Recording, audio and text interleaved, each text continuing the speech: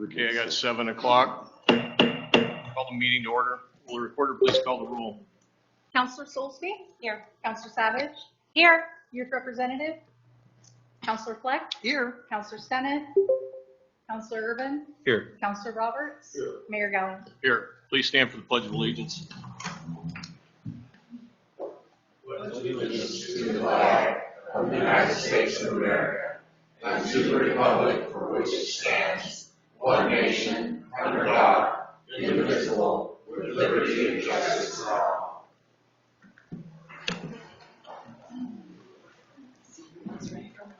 Okay, we have an item to be added to the agenda. It'll come under 8B. It's for the change order on the roof, the community center. Brings us to, We got a motion. need a motion on Mr. that? Mayor, I move that we add roof, the change order for the community center roof repair project as item 8B. Second. Got a motion with a second. Is there any discussion? All those in favor signify by saying aye. Aye. Opposed? Okay, item 4 is interested citizens not on the agenda. This is a time for citizens to comment on items not listed on the agenda for a maximum of 30 minutes. Individual speakers must be recognized by presiding officer, provide their name and address, and will be allowed up to 5 minutes or less with council approval.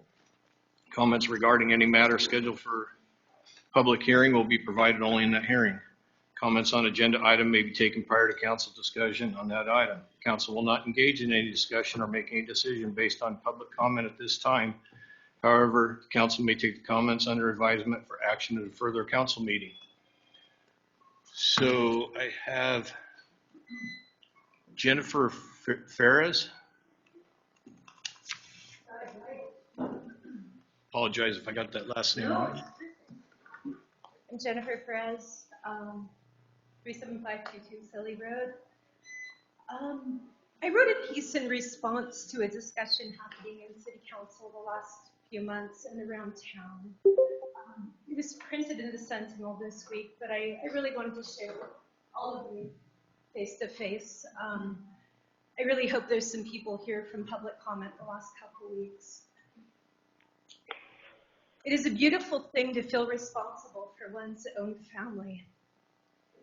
It is an even more beautiful and noble thing when a sense of responsibility extends to your neighborhood and the broader community. Hey. Lately, I've pondered the question of what leads us to consider a person as our neighbor. Is it living in a certain area, sharing common values, paying taxes, owning property, or having a roof over our heads? They're human beings who are unseen by many in mainstream society. Years ago, as a social worker, I was asked to be a part of a visioning for a low-income housing project to support 32 chronically homeless individuals in transitioning off the street. It was to be a housing first model. This is the concept that people do not need to have their lives perfectly in order before moving inside. They could be given a room in a low-income transitional housing environments with supportive services on site. Now, this second part is absolutely critical. This model works because there are supportive services on site to bridge people to resources in the broader community. A couple of months before the carefully designed new building was set to open, I was informed by the County Housing Authority that an on-site manager had not yet been found to live in the building and oversee the daily operations. The goal was to get everyone off the streets before Christmas so they could spend the holiday inside. I found myself, after all the work, flippantly stating that if they didn't find somebody to fill this job, I'd just do it myself. A week later, I was offered the position, and I realized my actions needed to literally match my words. And I would have to stand behind this project. When I was assured that the office hours would not conflict with my day job as a behavioral health director of a community clinic, I began packing. Among those scheduled to move in were 2 Vietnam veterans who had been on the streets since returning from the war and had never been able to pick up the pieces of their lives. There was also a woman who lost her job. And when she lost her job when she lost her ability to walk, and she ended up in a wheelchair. She became so depressed that she couldn't manage to find a new identity. I remember a young man who was struck by mental illness in his second year of college. He stopped attending classes and lost his job, not being able to keep track of reality.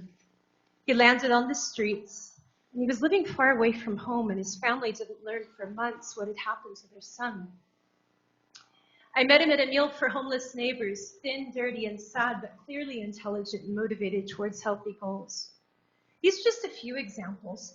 There's so many stories that could be told, human stories that each of you reading this could relate to in one way or another. I can honestly say it was not a seamless transition. Coming to live together from all our varied backgrounds, but I was truly surprised at how well things did go after a short time of working on solutions together.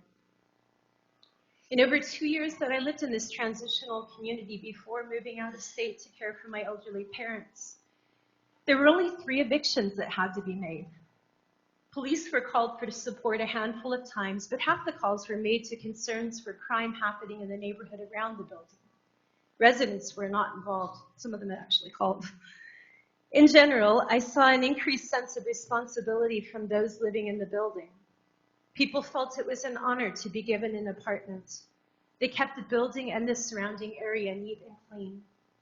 Some people here in Cottage Grove have recently shared concerns about a homeless shelter being placed at the edge of town where there's no accountability for individuals' behavior and no supportive resources to help them transition out of lifestyle on the streets. Others have stated concern for a shelter being in close proximity to where families are being raised. With a sense of responsibility for those in our care naturally comes a sense of protectiveness. With protectiveness can sometimes come anxiety and fear. I'm not writing this to say I have the answers. I only ask you to consider the questions. If not in your backyard, then whose? If not there, then when? Would you wish that they would just go away? As a neighbor who loves and serves this town, I ask that you look for solutions and let us work together as a community. Thank you for your time. Thank you. Bernard Donner.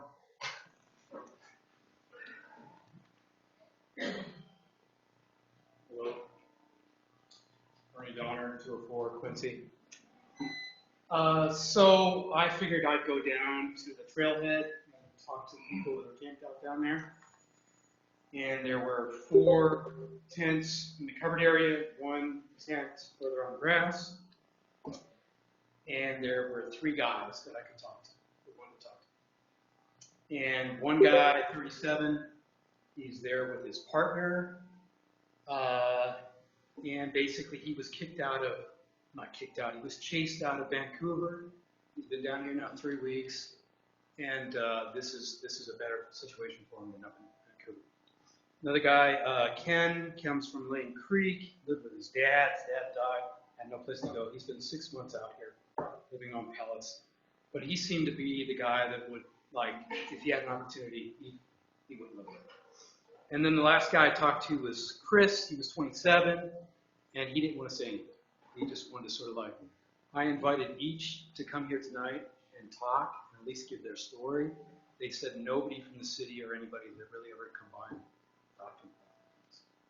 So, I just asked Jonathan, what is his needs? He's just worried about his stuff. His stuff disappears, he's in trouble, so he spends all his day just watching his stuff. He's there with his partner, she's in the hospital. And Ken just sort of wants to figure things out.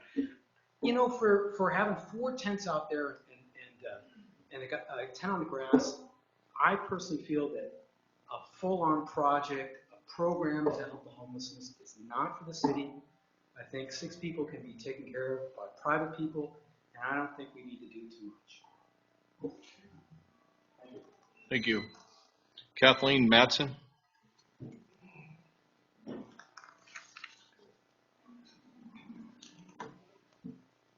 Somebody left this paper.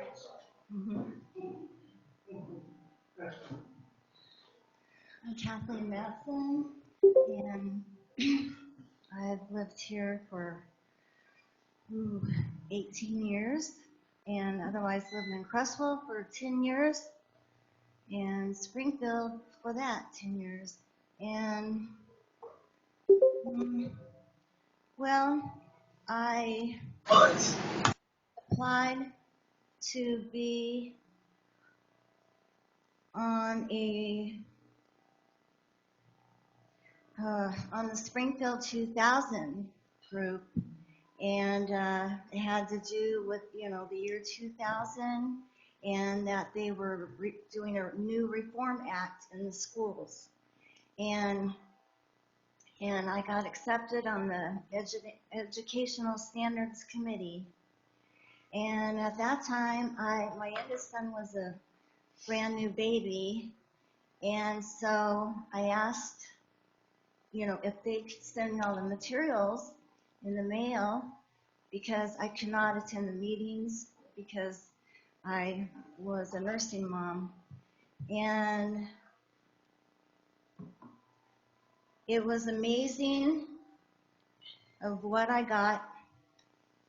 And mind you, it was a new Reform Act, what they want to implement in the schools for the future.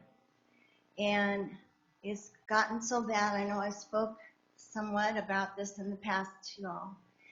And the evil, not only in the schools, but into our whole society.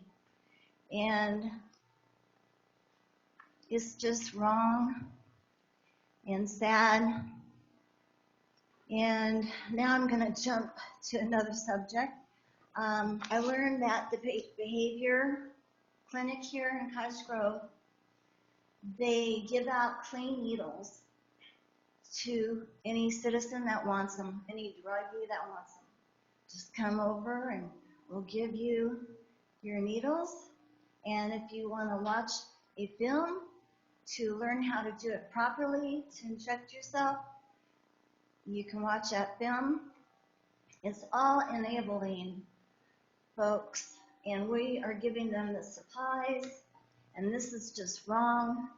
And then Cottage Grove or whoever, not you all, but somebody in the background wants to, put a behavior unit by the high school, and this is going to be totally scary. And then the clinic there. Our health system is proper right now as it is, for homeless folks and whoever. And the clinic being next to the high school and being a free clinic for all, somebody's having some bad side effects on drugs, because they like living that kind of life. And they go there because they need some kind of meds, to help with that little situation, to get over the hump and then go wherever they want. People outside of the community will end up going to that free clinic. And then kids, how young will they be able to go to the clinic and get transitional drugs to turn themselves into the opposite? They're born a girl and they want to be a boy, and then getting these drugs and their parents don't know about it. How young? They're doing this in other towns, cities, and it's just so sad. And then our tax money, our taxes, mine is going to be probably $3,000 a year this coming November. $3,000, I bet. And, that's a lot of money. I'm low income. I, go to community sharing for help for food and for help for energy assistance. And it's just the money I share with our community, I want it to go to things of our community for our community, like the terrible roads. When I moved here, there was 5,000 people that lived here. Now it's 10,000. Just think how many cars are on the roads. It's just, gotten, and then the roads are just not being repaired, and there's no monies. I've spoken to someone here and they said the monies aren't there, and the money should go to that, this COVID money. Anyways, thank you for listening, and I'm sorry I forgot to say hello, councilmen and councilwomen. Thank you, and mayor. Travis Burleson.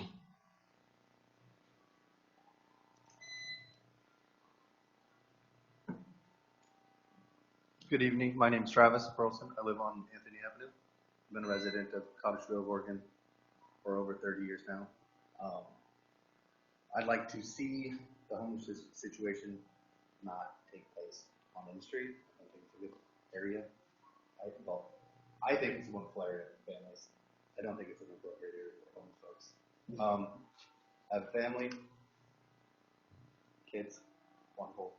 They're going to be commuting to the middle school on the nice new safe walking path. They're going to cross right across that homeless shelter every day. I understand that homelessness is a problem and it is a big concern. I don't think putting it in a kind of a secluded residential neighborhood is a good idea. If we're gonna do a homeless shelter, it should be in an open public area, so that we can keep visibility of how many beds are being increased or decreased as time rolls on. But realistically, I don't think the city of Cottageville should be funding any type of homeless program. As the gentleman spoke earlier, those people in shelter that could probably be managed privately. So you should really keep in mind safety of our kids first. Drugs, homeless people will bring in homeless people. Yeah, please keep children on their minds at all times. So, thank you. Thank you. Porter Burleson. Hello there. My name's Porter. I live on Anthony Avenue. I will be going to the Lincoln Middle School. Here are some reasons why a kid thinks that the homeless shelter is a terrible idea in a residential neighborhood. Loss of safety when traveling to schools. Will not be safe to walk alone. Loss of safety at my own home. Potential harm to my pets. Very high risk of death. Being harassed by the homeless folk. Please keep children's safety like mine when thinking about the homeless shelter locations for the future. That's all. Thank you. Patrick Cartwright. Good evening. Patrick Cartwright, 2145 South R Street, 34795 Round Road. I'm going to address, first of all, the homeless shelter.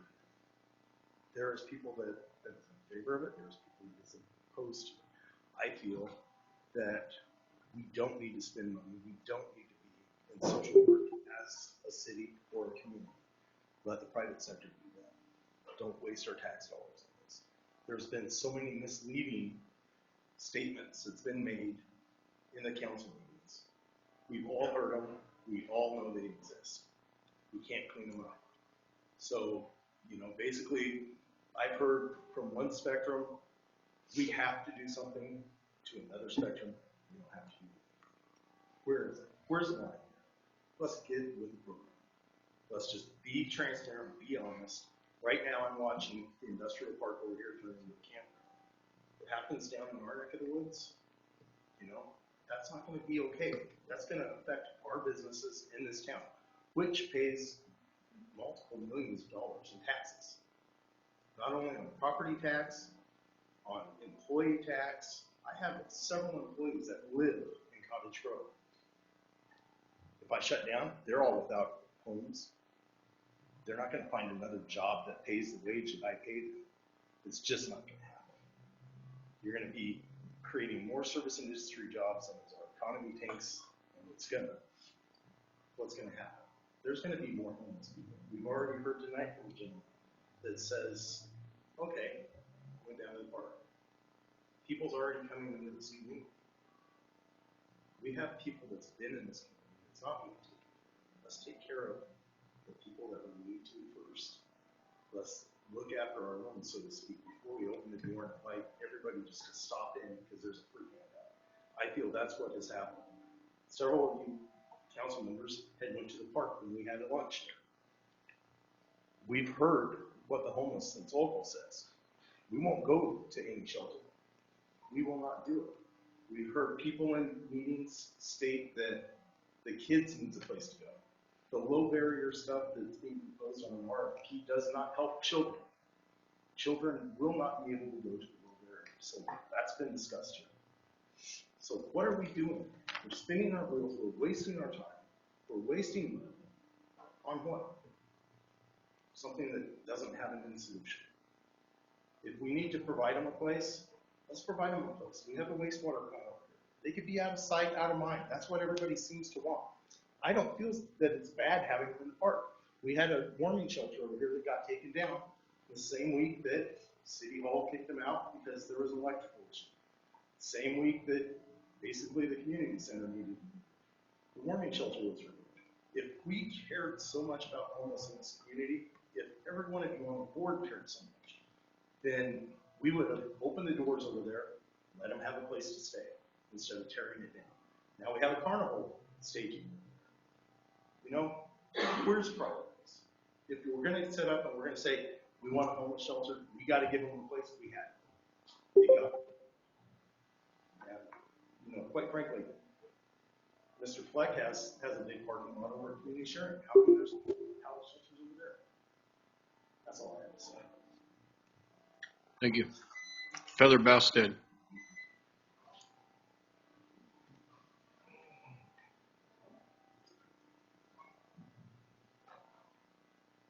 Catherine Balstead, Pleasant View Drive. Honorable Mayor and councilors, thank you for stepping out of Robert's rules to further research and discuss the proposal for the city to build and pay for running a full-time homeless shelter. You suspended the rules. I think you did it in a spirit of unity, and I really appreciate that. Thank you so much. Robert's Rules of Order serve a decision-making body to function as efficiently as possible. Thank you for realizing that this issue needs to be solved in a different manner. With this issue, a 4-3 vote would be very dysfunctional, spelling eventual failure of whatever the solution voted on is, I believe. This is a special issue. Its impact is close to the heart. It's been controversial and a real lightning rod for riling up the citizenry of Cottage Grove. I think it's great, though. We have, it's kind of like we've woken up to the fact that it's time to do something and for us to become more involved. Nobody wants camping in the city parks, except that I did hear someone say it. Okay, this is the first time I heard that. Nobody wants, for the most part, nobody wants people camping in the parks. There's a law against that when you have it quiet and for a reason. But what do we do? What do we do about it? How do we love the people who need help without compromising our standards or our values? I believe as more of us get together, and we are, we can come to consensus, or at least as close as we possibly can. Whatever the path we decide on will be more successful than if we remain divided, which I'm not afraid of. We all showed up, we're here, we're committed to Cottage Grove. We want to be good to homeless people, and we want to be good to each other while we're being good to the homeless people. I propose to keep Robert's rules on hold until the community you represent are satisfied that enough ideas have been heard and the collaborative connections between as many of us, the stakeholders, have been formed, which takes some time. You make the rules for your discussion making. Robert's rules are sublimated to your goals as the body. Again, I commend you all for waiting until we can create more consensus and buy-in so that we can move forward in unity. There's a Hawaiian saying, "Imua ka lokehai," and it means moving forward resolutely together as one, like rowing together. It's beautiful. So I think that we can move forward in unity.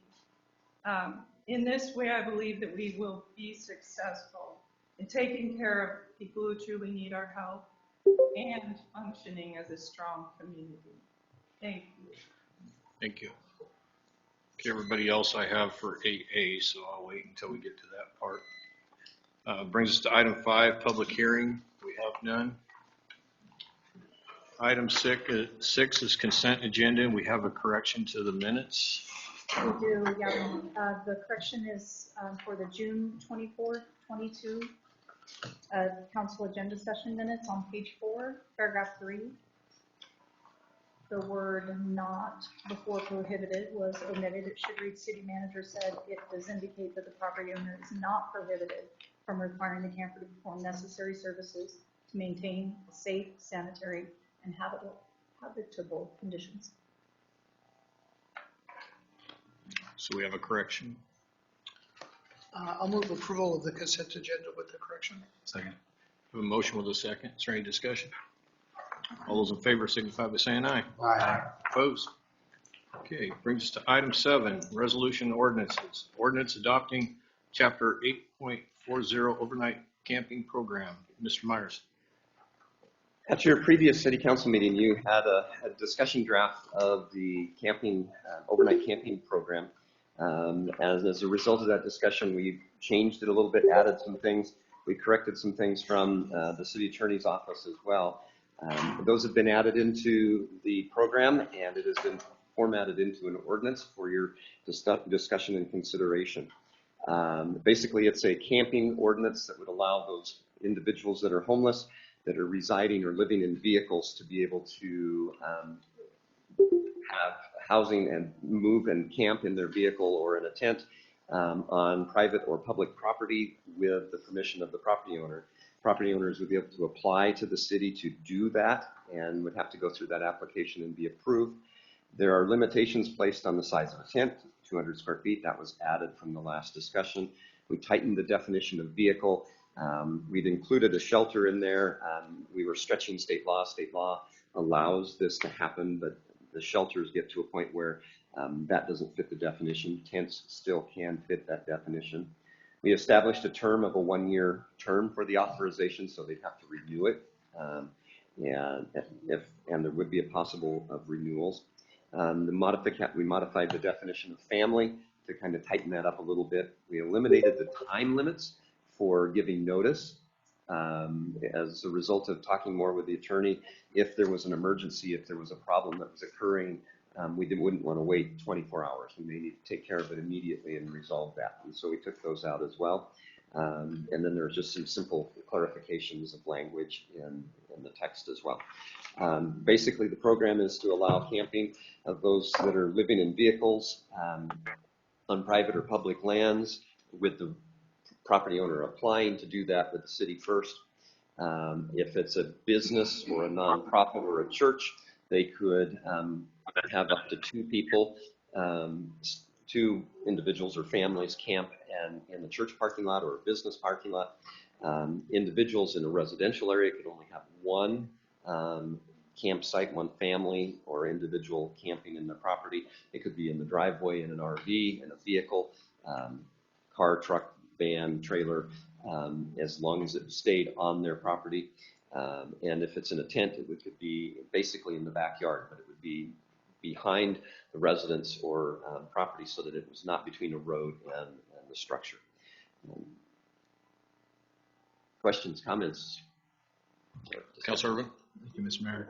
Can you expound on what you foresee as being conditions that the city would deny an application? We're looking at the section 2, talking about limiting parking space, property size, condition, usage, and geography, surrounding property usage and the property owner's experience and capabilities. So are these going to be a subjective measure of approval? Right. They're going to vary from property to property, and primarily what we're going to be looking for we've got some existing housed properties that are not in great condition. And some of those would not be feasible to have this kind of an activity or event on there that just make the property worse.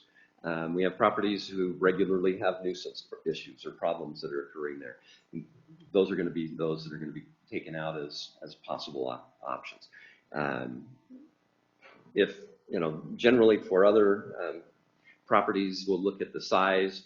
If a property owner comes in and says, yeah, they want to have somebody camping in their driveway is 20 feet long, and the individual has a 25-foot motorhome, they can't be there. So we'll be looking at all those pieces to make sure that it actually will work and fit on the property and comply with the standards that are there.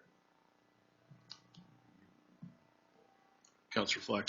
So interesting from a comment earlier, if, say, hypothetically, our agency wanted to allow folks in tents in an open space, this doesn't allow that. This says vehicles in a parking lot for a business. And I know that I'm thinking about the Catholic Church has large grassy areas as well. I'm wondering if this shouldn't be modified. Because our parking lot has real challenges. I mean, we have it does allow for tents. On the yeah, section 1A of 8.40.030, the property owner may not grant permission for more than 2 vehicles used for camping at any one time. For purposes of this chapter, vehicle means cars, trucks, tents, 200 square feet or less, campers, trailers, motorhomes, or recreational vehicles. Okay. So now, when you get to a residence, we've separated tents out so that tents are the only thing that are allowed in the backyard, and then we define actually list the vehicles that are allowed in the driveway, and tents are not included in that. Okay, thank you. Councilor Savage. Thank you so much, Mr. Mayor. Just for clarification purposes, we're trying to make this as easy as possible. So this is going to be free to apply. It's just a formality to make sure that we're dotting our I's and crossing our T's. Right. That's okay. Councilor Stinnett. I saw some concerns online. Would there be a way for neighbors to weigh in about this at all? To offer their feedback to someone coming in next door? Yeah, there really isn't. But if there's a problem with the property, if let's say that the neighbor has 6 dogs and a whole bunch of other animals and it stinks and it's a mess all the time, that would be a flag. And if somebody brought that up, we'd say, oh, okay, we're going to go look at the property as well. But if there are problems, that's when we'll look at. So they'd be reporting after the fact? Yeah. Okay. We have an ordinance number. 3161. Councilor Stolzby. I just have one more clarification. So it is specifically only 2 in a commercial and 1 for residential. Yeah. And in the commercial, it's also along property lines, is like 5 feet back, correct? Right.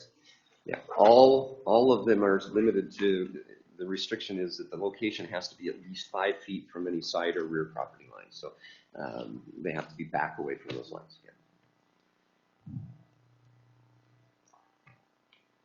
Councilor Irvin. Yeah, there's typically spillover with tent that I've seen in RV kind of stuff. Are we talking about the structure 5 feet or the bikes leaning up and the bags? And how are we defining that 5 feet? The 5 feet is the actual structure, so either the tent or the vehicle. Yeah, we don't spell out that they have a bike leaning against it and it gets into 4 feet now. That's not in there. Much the same as you would look at a regular house.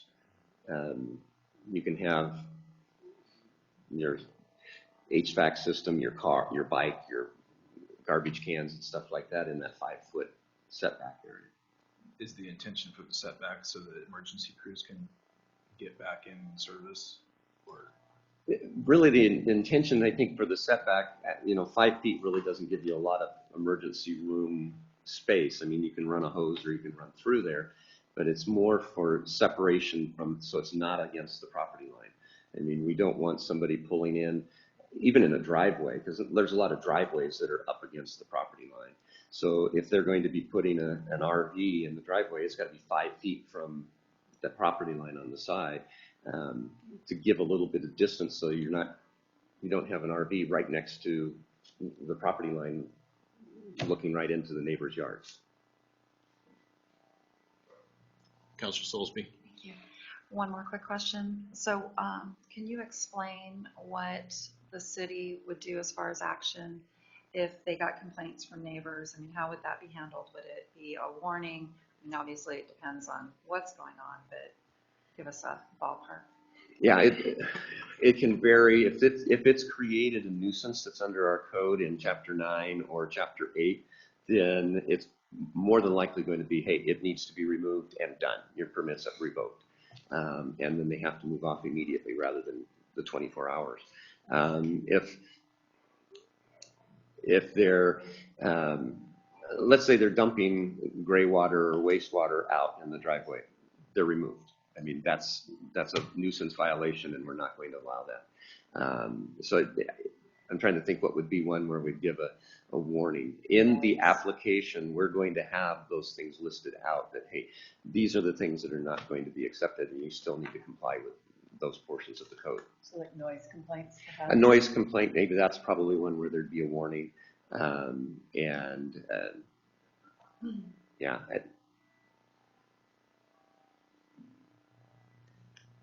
Councilor Fleck. Mr. Mayor, I move that ordinance number 3161 be adopted. Second. I have a motion with a second. Is there any more discussion? Seeing none, will the recorder please call the roll? This will be just the first vote. Okay. Oh, it hasn't been for more than a week. Call the roll. Counselor Savage? Aye. Counselor Fleck? Aye. Counselor Stennett? Aye. Counselor Urban? Aye. Counselor Roberts? Aye. Counselor Solcy? Aye. Mayor Gallon? Aye. So the first vote for ordinance 3161 passes. Brings us to item 8A. So online we have Jackie Lester. Thank you very much. I'm speaking with you this evening as a representative of the Be Your Best Citizens Advisory Committee for the Community Health Center Career Technical Education Project to again ask the council to consider a good faith endorsement of this project by utilizing contingency funds previously considered for this purpose. I'm going to begin tonight by reading the City Council Resolution 1753 that was passed by the council 12 years ago. Whereas a high percentage of individuals and families are in need of affordable health care services, and whereas federally qualified health centers provide comprehensive, culturally competent, and quality primary care to medically underserved populations, and whereas the City of Cottage Grove has a strong network of social service and medical providers, and whereas existing social service and medical providers unanimously support the development of a locally federally qualified health clinic, whereas the existing healthcare network is committed to be key partners in helping the federally qualified health clinic succeed, now therefore be it resolved that the City Council supports the designation of Cottage Grove as a rural site for a federally qualified health clinic. Be it further resolved that this resolution will take effect immediately upon its passage by the City Council. This was passed and approved by the mayor on the 12th day of July, 2010. Over the past 12 years, neither our healthcare needs nor the support from our local healthcare providers and social support agencies has diminished. As we all know, they've significantly increased. You've previously heard about the collaborative funding that has been braided together to begin the first phase of this project. The funding that is currently needed is for phase 2, which encompasses the dental clinic component. This is the portion identified as the highest priority by local community members and agencies. Serving as a past director of our South Lane Children's Dental Clinic, a clinic supported by volunteer dentists and South Lane School District, I feel I can speak to the significant and heartbreaking oral health needs of children and adults in our community. Our volunteer clinic has operated on a very limited basis, averaging approximately 40 to 45 days each school year since 2012, providing much needed care to our students. During my tenure with this clinic, we constantly received requests to treat children younger than kindergarten age, as well as adults, which we didn't have the capacity to treat. We were able to invite the LCC dental program down to our clinic in order to offer occasional free one-day screening clinics for babies and adults. These clinics were always filled to capacity, as there are currently no low-cost or Oregon Health Plan dental services offered through local private practice dentists. After these screening clinics, we then needed to schedule transportation and services by Eugene and Springfield providers with very long wait times. This was a resource-consuming process for our clinic, to say nothing of the frustration and pain experienced by our community members waiting for service and often ending up with crisis-level infections in the emergency department at Peace Health. LCC offers excellent nursing, dental assisting, and dental hygiene programs, all with long waiting lists of students in order to enter these family wage and highly needed professions. One of the major barriers to expanding these programs is the need for supervised practicum or internship sites. The community health clinic coming to Cottage Grove will have the capacity to offer these much needed opportunities. Please reconsider making a financial good faith endorsement toward this extremely vital project. The foundational step taken by the 2010 Cottage Grove City Council is providing you the opportunity to make this vision of local health care for all South Lane residents a reality in 2022. Thank you. Thank you. And Bruce Kelch is online as well.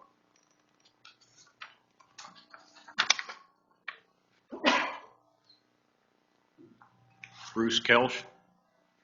Yep, there I am. You hear me okay? Yes. Good. Well, I wanted to just endorse what Jackie said about the huge need in our community for this kind of a clinic. As been said before, you know, people travel up to the federal health clinic in Springfield, which means they have to take time off work, their transportation costs, there's childcare hurdles. So oftentimes people don't do that. So this clinic will provide an opportunity for people to really get healthier locally, which is a huge, huge benefit to our community. And I think it's really important that we invest in our community health. In addition to being a good faith symbol of supporting this project, will also be a material one, because as any good project manager knows, costs keep going up even though you've planned as well as you can. And so whatever the city can manage to do to support this would be greatly appreciated. This clinic invests in people in our community, and I know that Jim Gilroy has spoken before the council before, talking about his role as a vision keeper and how community health was one of the goals of that project and of the vision keeper's statement and purpose. So the clinic, supporting the clinic is an investment in people for all the reasons that have been mentioned before, provides better health, saves time, provides resources to our community which enhance the current health facilities and services that we have available, which also leads to greater economic development in our community, which is also another priority for the city. You know, if you have healthy people that are not missing work, it's extremely significant. And as a federal taxpayer, I just want to add that, you know, these are use of ARPA funds here. And I would like to see my federal portion of that be represented by the city council, channeling that towards to support the federal clinic. I think it's extremely important. Also, I might also add that as the city council ponders this support, that other donors for other projects also are watching this to see what kind of role the city council will play in supporting this kind of a project as well as future projects, because that may affect how people view the support of the city and create new opportunities and benefits for the community as a whole. So thank you very much for your time. Thank you. And Joyce Settlemeyer. Good evening. I don't generally come and speak at these things, but I find it really frustrating to hear that it's been before the council since 2010 and we have an opportunity to support something that, as both of our speakers very eloquently already said, that supports members in our community. Healthcare needs are not being met in Cottage Grove or in places. So this is an opportunity for us as a city to put funds towards, I'm sure you've heard before, there's a pretty big group of people that have worked on this project for a number of years, and that's what inspired me to speak, because I know there's a lot of effort and information and time that people in our community have put in, others. And I think there's some confusion about how this issue relates to the unhoused community that we're also looking at. So I think clarification of what the funding is for, and that is important, that we support people in our communities that need support. So I ask you to put your efforts towards supporting it. Thank you. Thank you. Bill Christensen.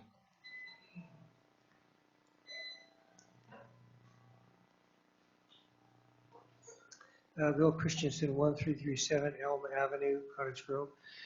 I wanted to talk about the community health and dental clinic proposed for the LCC campus right next to the high school. But I wanted to talk about the lack of parental consent that seems to be in the bylaws. And I'm reading from Minor Rights, Access and Consent to Health Care from the Oregon Health Authority Public Health Division. And I'm going to read right from their literature. Minors who are 15 years or older are able to consent to medical and dental services without parental consent. This includes treatment for illnesses or injuries, sports or camp physicals, dental visits, including checkups, cleaning and fillings, x-ray services, emergency room visits, vision care, and immunizations. So every one of these things, a minor who is 15 years or older is able to agree to this and consent to this without parental consent. I have an issue with that. Another one, a minor who is 14 years or older may access outpatient mental health, drug, or alcohol treatment without parental consent, which includes seeking help from a psychiatrist or psychologist, seeking mental health therapy from a doctor or social worker, and seeking help for drug and alcohol use. All of this, a minor who is 14 years or older may access these treatments and these counselings without parental consent. I have a major issue with that also. Minors of any age are allowed to access birth control related information and services, as well as testing and treatment for sexually transmitted infections without parental consent. I'm going to read this again. Minors of any age are allowed to access birth control related information and services, as well as testing and treatment for sexually transmitted infections without parental consent. I have an issue with that. Every relationship, whether it's individual relationships or family relationships, are built on trust. And when you have people who are not the parents of your children, healthcare workers, dental workers, psychiatrists, psychologists, being able to sit down with your child without parental consent, I have an issue with that. That is wrong. And I just want to reiterate, all these overlapping institutions like Be Your Best, Lane County Health Center, Peace Health, South Lane Mental Health, they're not the parents of our children. We are the parents of our children. And I have a major issue with that. The other issue I want to talk about is staffing. There's a wing of the hospital here, Peace Health, that closed. There's a clinic in Pleasant Hill that closed. And I talked to a nurse just the other day, one of my customers, And I asked her point blank, I said, why is there lack of staff? Why are clinics closing? And she said, people are quitting because the workload is too much. And I'm not just talking about people who are retiring and taking their retirement early. She said, no. She said, healthcare workers, nurses are quitting and going to other places because the workload here is too much. And the workload here is too much because hospitals like Peace Health fired hundreds of people for taking the jab that was unverified. And so I also have a problem with staffing this health center should you agree to apply this money towards this health center. But my main concern is parental consent. So I thank you for your time. Thank you so much. Thank you. Johanna Z.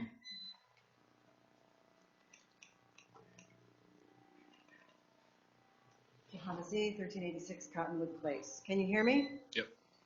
I'm not really sure because I feel like I've done this a number of times at this point. I don't really think anybody's listening. This federally qualified health clinic, the same thing as a school-based health center in that it comes from the Health and Human Services, right? This is a government-run clinic they're wanting to put next to a government-run school. The schools right now are just, we know they're messed up. They're not safe places for the kids. We know they're doing the gender exploration. They're, they do have a clinic in the rural already. That's the Fern Ridge. It is a school-based health center. Very similar in that the source is the same. It's the Health and Human Services. And these folks are saying, as I've said before, the administrators of the schools are telling teachers, send 13-year-olds and over to get services. Kids are not able to make these decisions for themselves. They don't have that decision-making capacity. And now we've got a superintendent in our schools who basically is telling the community that home is not safe and the schools are the safe place. This is an indoctrination. My 20-year-old son just returned to the area and he says, oh yeah, Mom, he says, first of all, you're not popular unless you're part of these groups. And you, he says, if you want to get a puberty blocker, all you have to do is tell them that your parents are transphobic and they'll give you whatever you want. And this is what I've heard over and over. So we want to talk about relationships. Actually, you've got two people, and it's interesting that they get to speak after we all speak. Someone here from Peace Health who's been here also is, I might have it backwards here. The person with the Health and Human Services worked for Peace Health, and the person who works for Peace Health worked for the government. And we also know, Mike Fleck, you are on the Advisory Council for Lane County Public Health. We don't want to perpetuate this type of compliance. We want our kids masked and vaccinated. If they participate in that CTE program, they're going to have to be masked and vaccinated.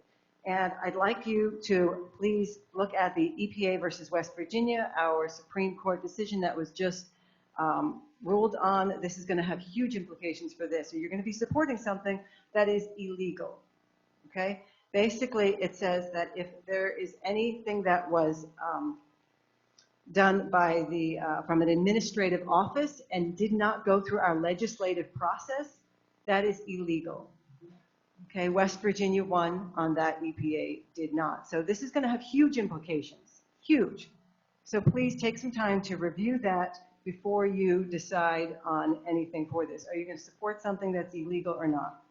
We've been collecting signatures. We now have, over 80 signatures and a lot of other people in the community who want to say that they do not buy into this project. So if you guys decide that you're buying in, that you want to financially support this further indoctrination with our kids, that's you guys. That's not us, because we don't support it.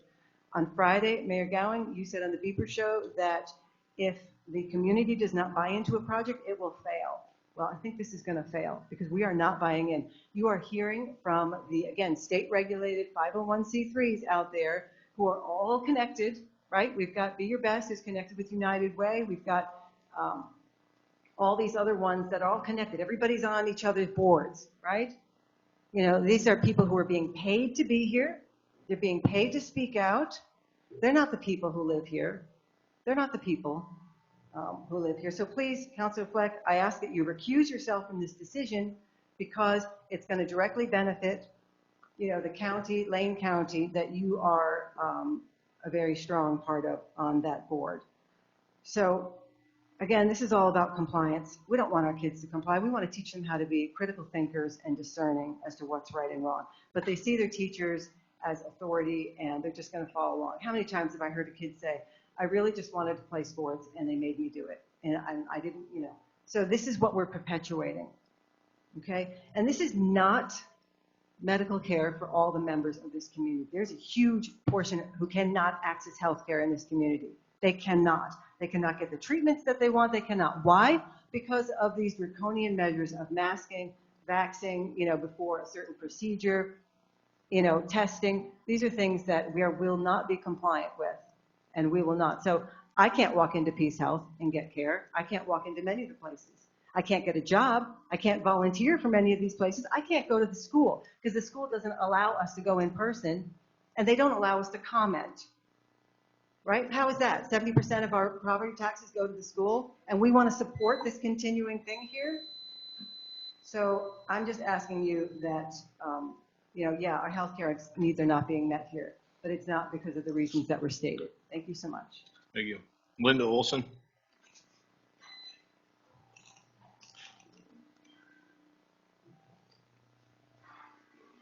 Thank you. I'm Linda Olson, 1305 Girard Avenue.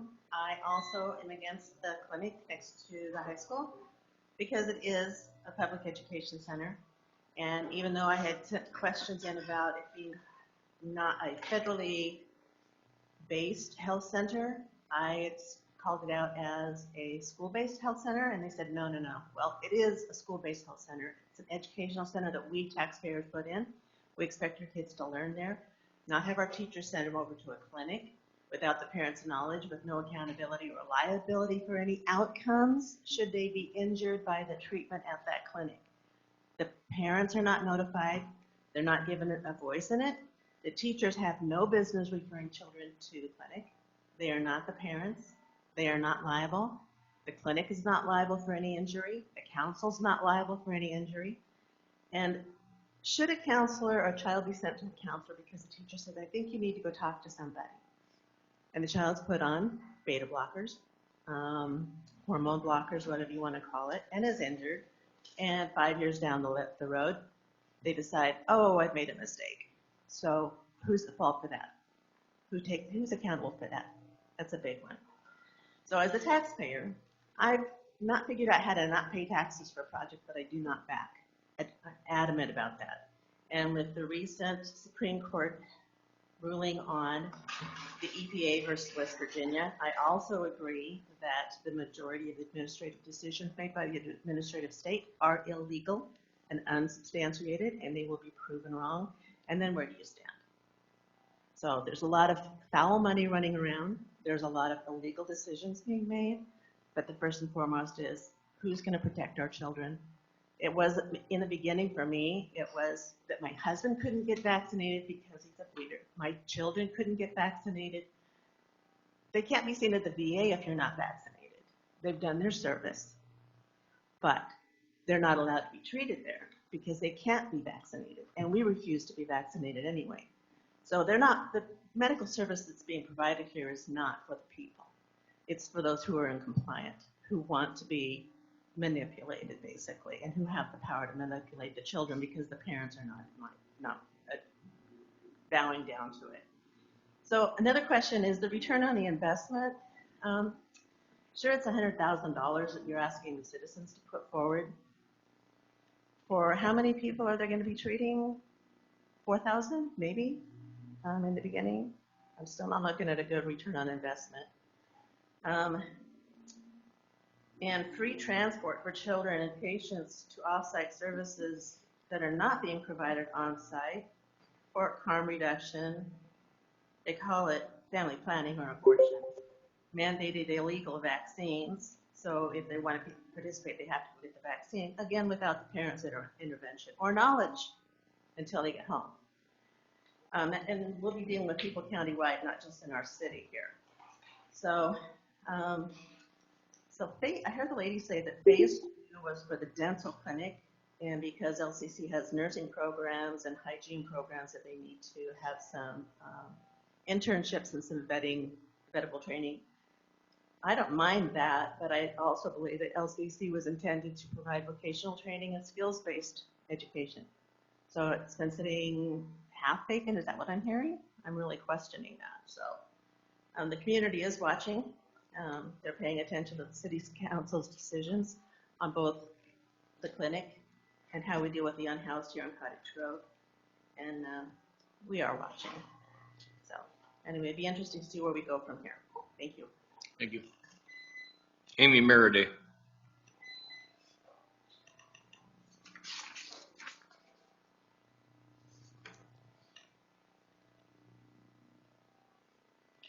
(205) Adams. We have a large number of students in our town that don't have parents who are homeless.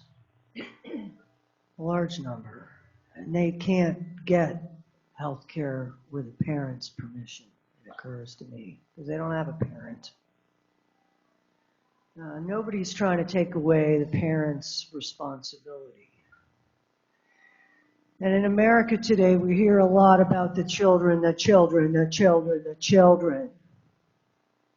And I want to remind everybody that every person who is homeless was someone's child. Usually someone's child here in a nice American home where that parent decided that that kid wasn't making the grade.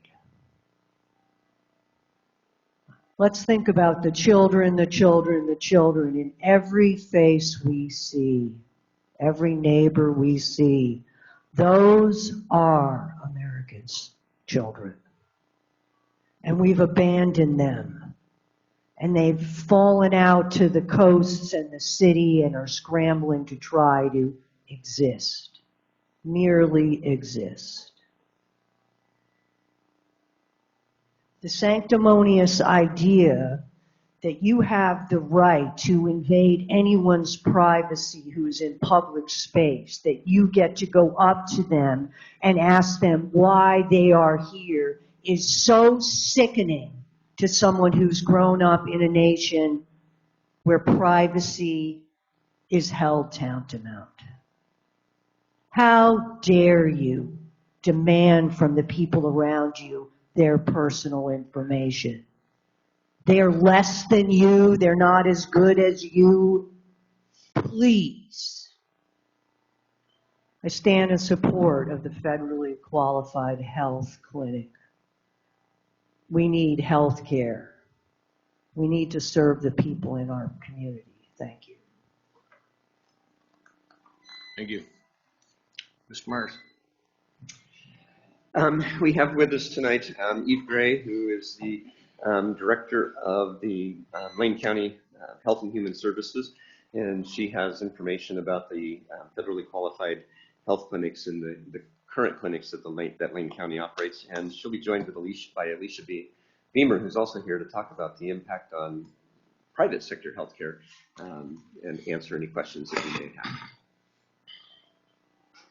Hello, good evening. Thank you for having me again. Do you have the slides available? Oh, yes. So I'm going to talk with you a little bit about federally qualified health centers. I think that we haven't had an opportunity in this forum to talk about FQHCs as a whole, and also the current community health center clinics within Lane County. And then talk a little bit about the South Lane Clinic, though I think that we've talked more about the details of that. I've written down as many questions as I can. I will try to answer as many, but there will be a Q&A opportunity as well. A second.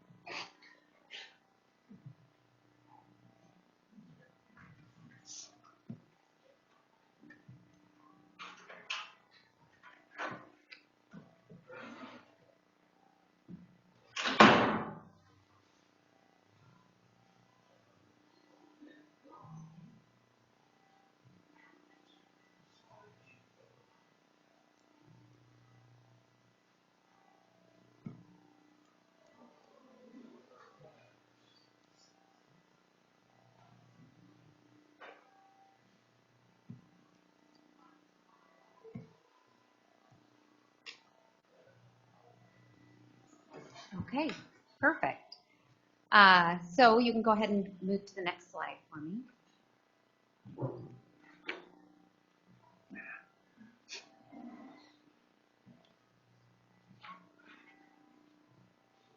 Great, thank you. So federally qualified health centers, as an entity, as a program, date back to 1965, was when the first FQHC opened in the United States. And FQHCs were initially started with this focus on serving individuals regardless of their ability to pay. Doesn't mean they're a drop-in clinic. That's not how the majority of them operate. It's not how ours operate. But it does mean that if someone is looking for primary care and we have an opening in our primary care panels, we will accept someone regardless of their ability to pay. These are now very common. 1 in 11 people nationwide receive care from a Health Resources and Services Administration or HRSA-funded health center. So that is what an FQHC is. There are 1,400 HRSA-funded health centers, and they operate 13,500 service delivery sites in the U.S. Next slide.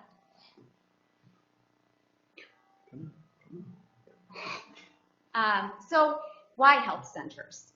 They provide higher quality care at a lower cost than other health centers that are serving similar populations, according to multiple studies. Almost 80% nationally meet or exceed quality benchmarks. Those are clinical quality benchmarks. Health centers also have a demonstrated reduction in total cost of care. So in studies that have been done that compare health centers to non-health centers for the same population of patients, we look at up to a quarter, almost a quarter reduction in overall total cost of care. And when you're looking at a population of patients, in particular who are primarily Medicaid, Medicare, they are primarily funded by government-run programs. So by improving quality outcomes, by reducing total cost of care, not only are we improving the health of those individuals, but we're also reducing the overall cost to these taxpayer-funded programs. Now, the strong outcomes for federally qualified health centers or other health centers are really linked to the whole person care that we provide. Integrated medical, dental, behavioral health, and social supports that are taking care of that entire person and allowing them to make improvements to health and wellness in a more significant way than if you're just focused on one portion of a person's overall health and care. So on to the community health centers of Lane County. You can see 4 of our clinics pictured up here. Next slide, please. Our first CHC, which is what we call our community health centers, opened in 2004. That was the Riverstone Clinic in Springfield. Since then, we have added 5 additional clinics. In 2001, we served more than 22,000 residents in Lane County, offered more than 55,000 medical visits. 3/4 of our patients are eligible for Medicaid or are uninsured. The remaining 25%, mostly Medicare. But we do have a small number of commercially insured individuals, and those are generally folks who cycle in and out of Medicaid. And they ask us to please not send them to a private provider every time they get a job that offers health insurance, because they tend to bounce out of it and want to maintain consistent care. So we do that by request. But we focus on serving Medicaid populations, and the reason that we do that is at federally qualified health centers, because we take anyone who, regardless of ability to pay, we get a higher level of reimbursement than our private counterparts for taking care of patients who are on Medicaid. That makes it financially feasible for us. We can break even. We don't make a profit doing this work, but we can break even by providing care to a substantially high Medicaid population. The way that the business model works out in the healthcare world, what you'll hear a lot of private healthcare companies talking about is something called payer mix. And it's where you're looking at what's a percentage of patients who have Medicaid, Medicare, commercial insurance. What we find is that in the private sector, Medicaid and Medicare patients do not pay bills. So we rely on very high commercial reimbursement rates in order to make up the difference and allow a private organization to stay in business. That hikes up the cost of our commercial plans as well. So we're doing a service to the community by serving people who need it, and also by helping our private organizations to focus in the area where they can maintain their business, and we can focus on taking care of this very high Medicaid population. Next, okay, thank you. Our outcomes. We consistently meet or exceed our clinical quality goals. We do have a number of them from our CCOs, so that would be Pacific Source and Trillium, as well as the state and the federal government. We are reporting on clinical quality. We are tracking our outcomes very carefully. And we maintain a very robust quality program. Our outcomes are consistently exceeding other comparators in the state of Oregon who have high Medicaid populations. And our clinical quality and patient satisfaction are monitored by our board, which not the Board of Commissioners, but as an FQHC, we do have to have our own board, and it's made up of more than 50% consumer members. So our patients have a say in how our organization is run. And we feel really good about the care that we're providing. Again, it's really thinking about improving quality of care in order to decrease total costs, make our community healthier, and ultimately decrease the cost to the taxpayer. Next slide. Access. We accept referrals just like any primary care clinic. It's typically by phone request. We do follow all applicable state laws regarding parental access to records and consent for care.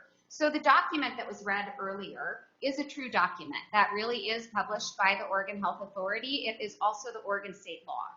Every private provider in the state of Oregon has to abide by the fact that the age of medical consent in the state of Oregon is 15.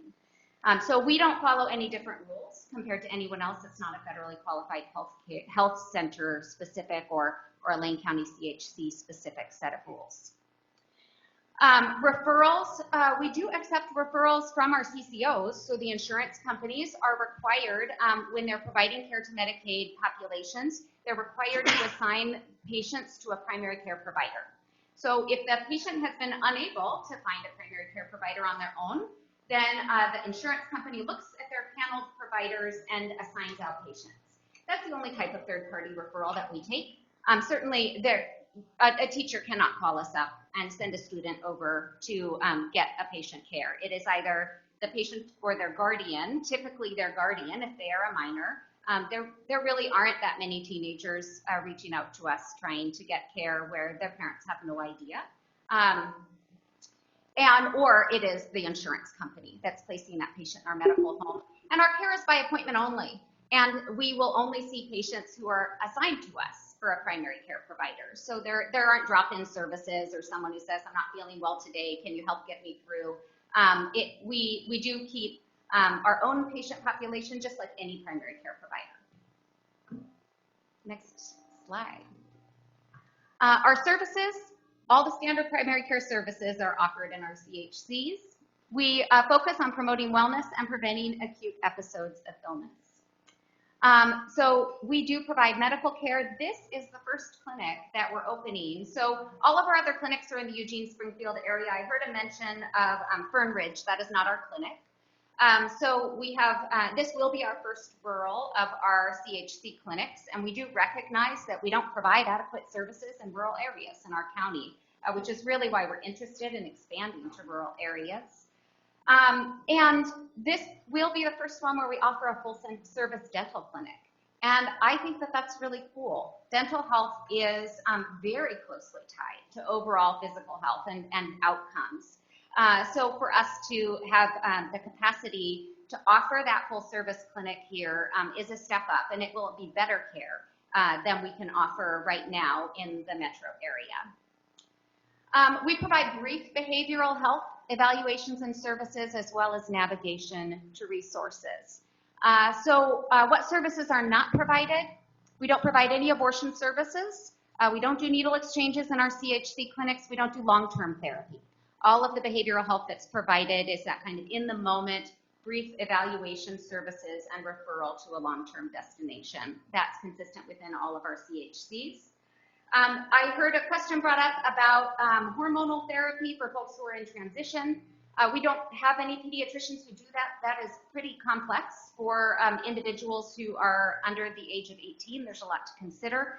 So we don't initiate or manage any kind of hormone therapy for gender transition in a pediatric population. Okay, so, I think that went. There we go. So the South Lane Clinic, that's just a picture of the site. I think you all are very familiar with it. So we will have all the same focus areas as our other community health center clinics in the South Lane Clinic, with the addition of course, dental, which I highlighted, but also career and technical education, another really cool partnership. So the goals here are that we can retain local talent in Cottage Grove. One of the things that we recognize is that when the majority of our sites for practica and for training the classes in health careers, when the majority of those are in the metro areas, then students from rural communities who are interested in those professions are forced to move to the metro areas in order to complete their education. And then we're at risk of losing those individuals from the community. We really want to be able to provide that kind of education within the community and retain talent as much as possible. Now there will be some, we're not going to train someone to be a physician at our center, but we can train someone to be a medical assistant. We can help them learn skills in being an office assistant. We can help with some of the nursing rotations that folks need. So really trying to maintain that connection to the community. We also have shortages related to medical office staff. This is true across the country. So it's not just here. We are seeing nationwide massive shortages, and probably all of you are experiencing that when you call your doctor's office and you can't get in. And that's true everywhere, including our health centers. Again, why we're trying to expand and build our workforce and capacity. We are not a school-based health clinic. We are next to the school, but this is not a clinic where teachers or students can be sending each other to come and access care. It's just like any other primary care clinic. So what is our opportunity here? South Lane is designated as a health professional shortage area for primary and dental care. So when you look at the top 6 areas in the state related to health professional shortages, 2 of them are located right here next to one another. So we're fulfilling a critical need. The community's need outpaces provider capacity. This leads to higher than average emergency department use for non-emergent conditions, which not only prevents everybody else from getting in for their emergent conditions, it also, again, increases that overall total cost of care and makes our Medicaid and Medicare programs more expensive when folks are accessing the emergency department for primary care. 4,000 local patients travel to Eugene Springfield CHCs for care every year. And when you look in Cottage Grove, the community today, 1 in 4 Cottage Grove residents and 1 in 2 local families with children under the age of 5 live below the federal poverty line. These are the families and the individuals that we're talking about in terms of utilization of this clinic. The new clinic will serve approximately 5,000 local patients. And that's all I have. So questions, or Alicia, you can speak too. I'm not sure which we should do first. Okay. Questions?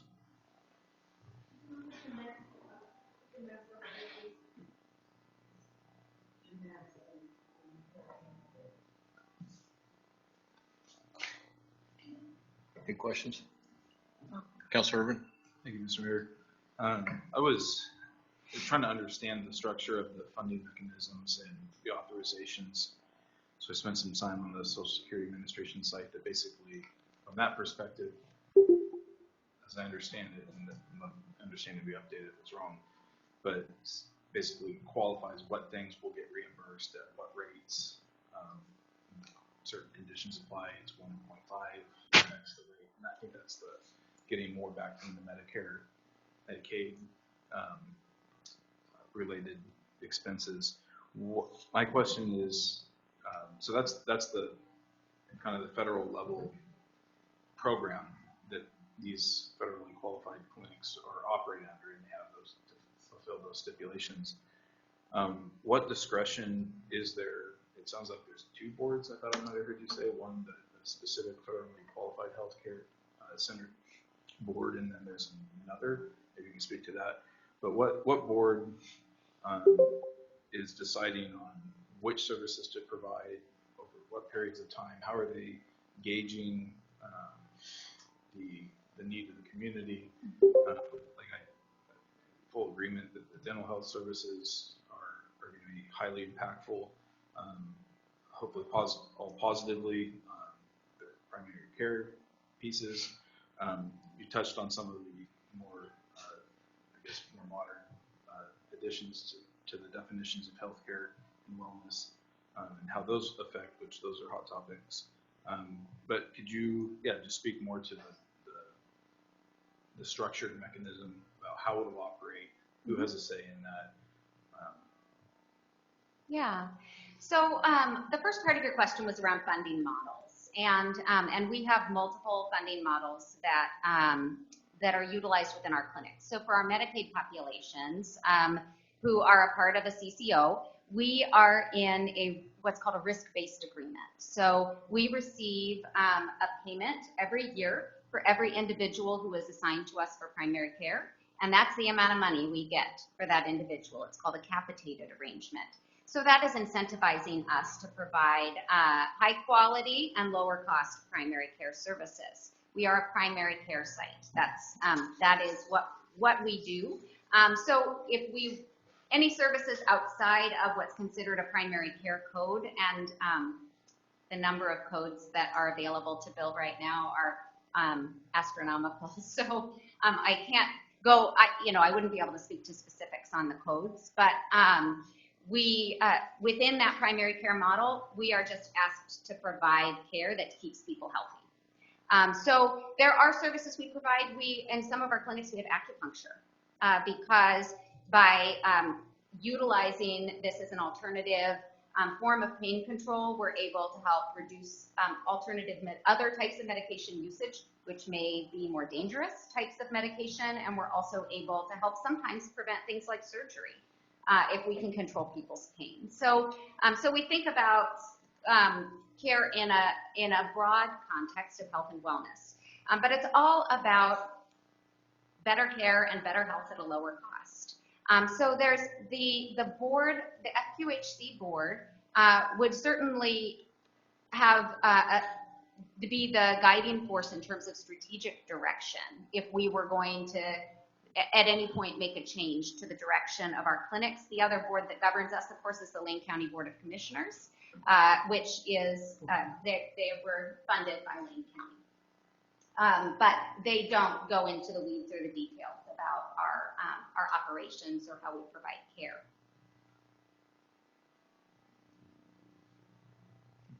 Can I do a follow-up on this? I have a change of thought in there. Is there a minimum? Okay, so it sounds like there's an application process. Reading some consultants' websites, they have different ways that they suggest you going through it, starting off with an FQHC lookalike, and then when the funding opportunity comes open to apply for it. So I'm curious as to where you guys fall in that process. Is there already an application prepared? And along those lines, since I don't know what the criteria is for the applications to be awarded, are there minimum services that must be rendered? I couldn't find a list if there are or were in order to maintain the FQHC status. So in terms of a minimum set of services, I'd have to get into the details of the regulations about that. I don't know off the top of my head if there are specific codes that we have to be able to bill. Certainly well care visits would be something that would be a minimum expectation of any primary care clinic, as well as acute exacerbations of illness. Like I say, the expectation is really the services of any primary care provider. And now I've lost the first part of your question. Oh, it was more the mechanics of the process of yes. achieving that status. We are already a federally qualified health center, so this would just be adding a site. So when you saw, 1,400 health centers with 13,500 delivery sites, it's that 1,400 number that it can become hard to get added to, but since we're already there, it's relatively straightforward to add a site. Yeah. Councilor Stennett. Can you talk about any steps or planning that you're taking to ensure that this the expansion of the clinic wouldn't interfere with the normal operations of the school, the college then? Of the college? Yes.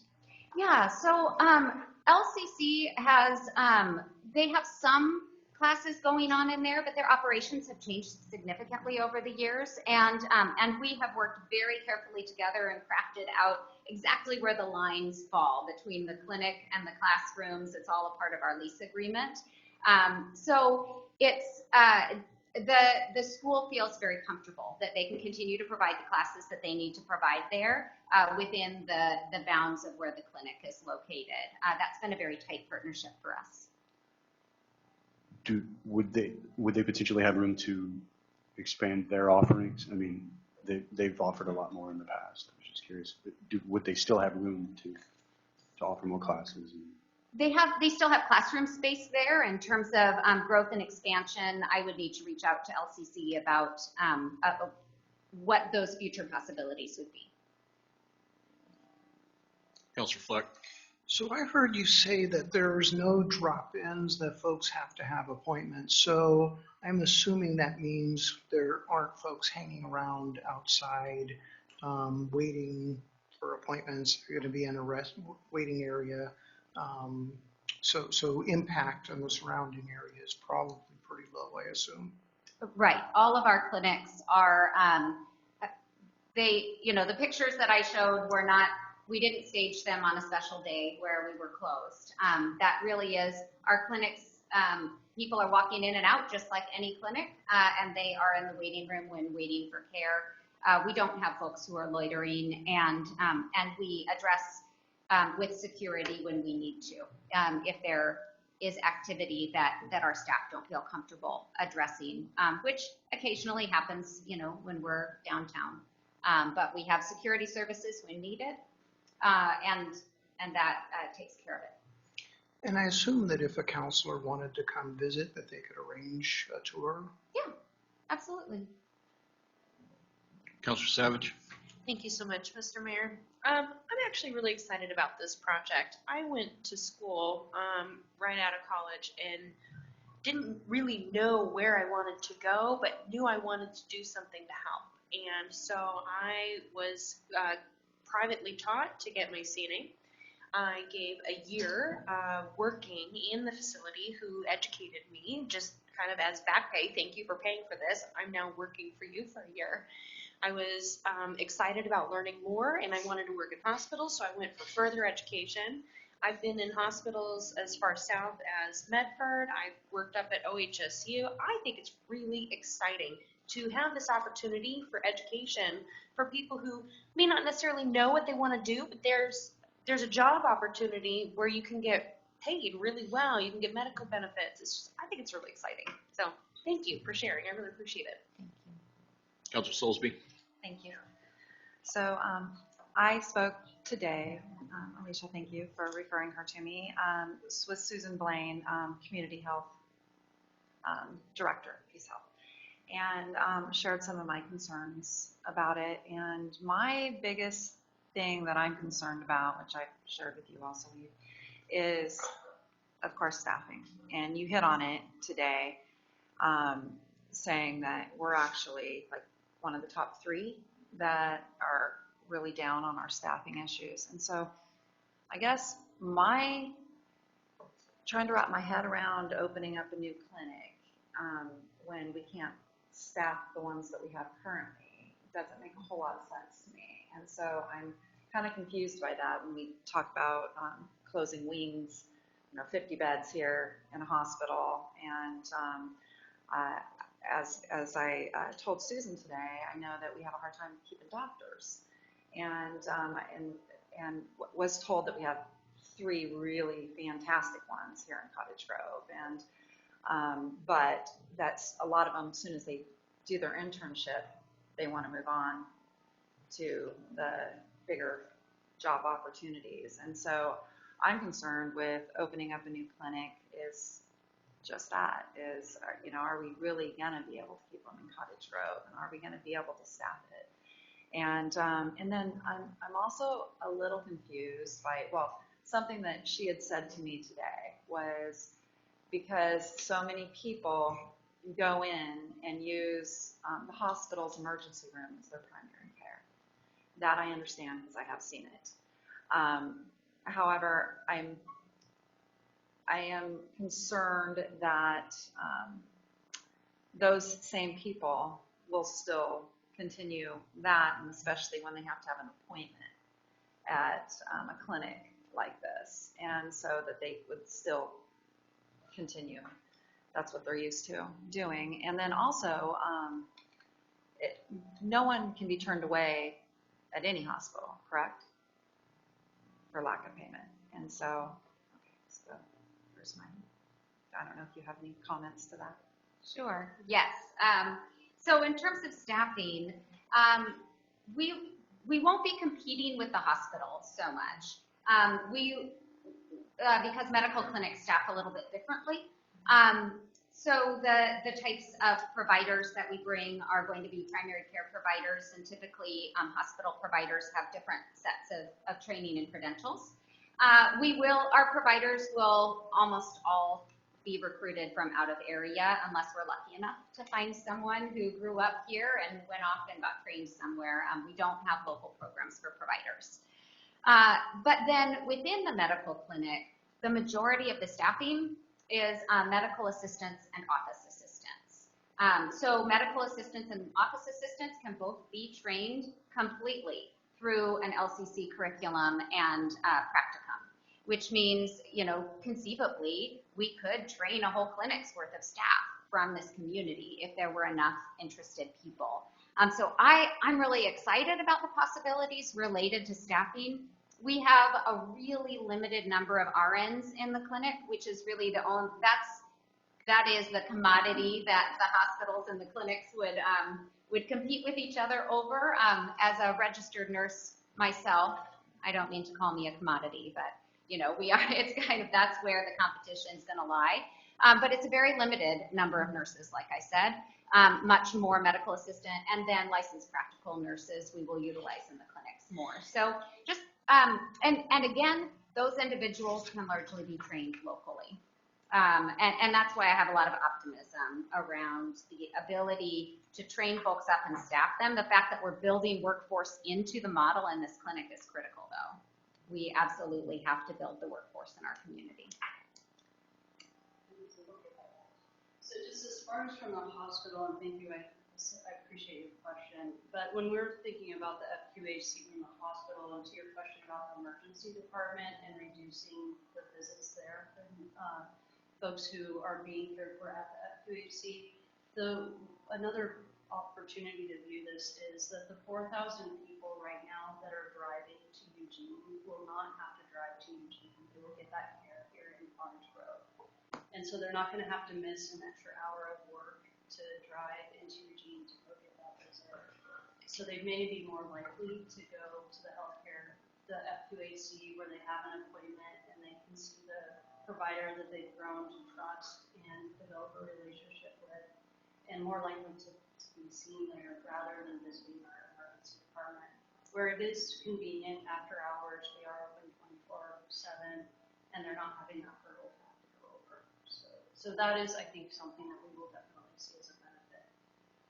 And also, I think the other thing is that we will be seeing a reduction in exasperation, just like what Ms. Gray was sharing with you tonight, in symptoms, COPD, diabetes, those symptoms and diagnoses that those individuals are having an exasperation because they're not going to get that care. They'll get treated and not have to come to an emergency department, which then will allow for more access for the rest of the community. So that is how we're looking at it and the benefit of that. And then how are we going to track that? I know, that's the next question, right? That's one of our quality metrics, is ER visits for our patient population. And we are held accountable financially to improving that metric, meaning reducing the number of ER visits as well as inpatient admissions for our patient population. And the stakes are going to be getting higher over the next couple of years because the state of Oregon has committed to a total cost of care reduction for the state. So they have taken the larger providers in the state, and we are one of them that has been included in the group that's going to be held accountable to the total cost of care of our patient population. What's really cool about that is we're going to get access to data we haven't had access to in the past in terms of when people are going out of network, where they're getting their care, and then using all of the data from all of the payers to be able to see what do our patients need, how can we assure that our services are meeting our patients' needs, and assure that those acute visits are going down. So all of this is part of our quality tracking. Councilor Urban? Can you say I've got no insurance, I'm having back pain? How do I get seen for free? Yeah, so you would call the clinic, just like you would call any clinic, and ask if we are accepting new patients. And just like any clinic, there are times where that can be tough.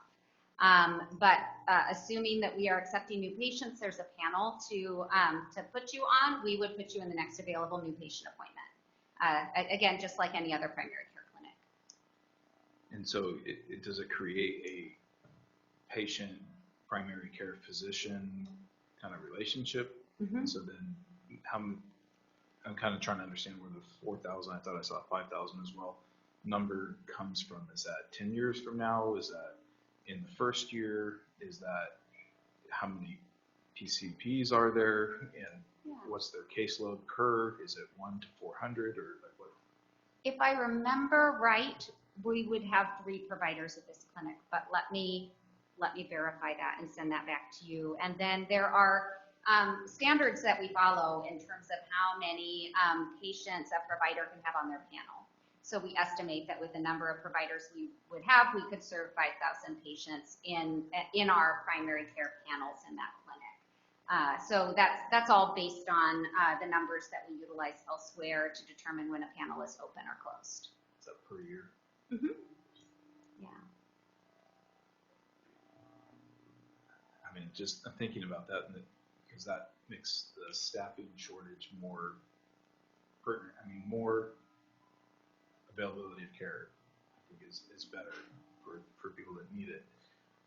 But what do you anticipate just forecasting when, well, I guess when is this forecasted to be built? And if the staffing shortages continue in that way, how long would it take you to work up to that service level? Yeah, there are some unknowns in there. We hope to start construction this fall. And depending on where funding goes, if we can only start with phase 1, which is the primary care clinic, we could start it potentially a little earlier in the fall. If we get the funding, we have a couple of requests out there and our fingers crossed to where we could do phase 1 and then phase 2 right after it. We would probably push back the start of construction to November. And that's just because the schools do have a school-based dental clinic in there right now. And we're trying to arrange with schools so that we're not disrupting dental care for the kids for the phase 2 construction. So, but timeline sometime in the fall. And then opening sometime in the spring is what we estimate. In terms of how long is it going to take for us to staff and recruit, man, if I had an answer to that question, I would have a lot more, well, I'd be recruited elsewhere probably, but the job market is tough now. And like I said, it's not just us. It's all over nationwide. So we continue to recruit for providers. When we have to, we bring in traveler providers. We really are trying to sweeten the deal in terms of compensation and benefits to bring in permanent providers. And we have had some success with that lately. And then medical assistant staff is super tough to recruit right now, which is why we are so excited about having additional training sites and opportunities. We have clinics all over our community trying to one-up each other on sign-on bonuses for MAs to steal them from each other. We're talking, It started at $3,000, $5,000. I've seen $7,000 sign-on bonuses for medical assistants. It's critical that we train more individuals in our community to be able to do this work.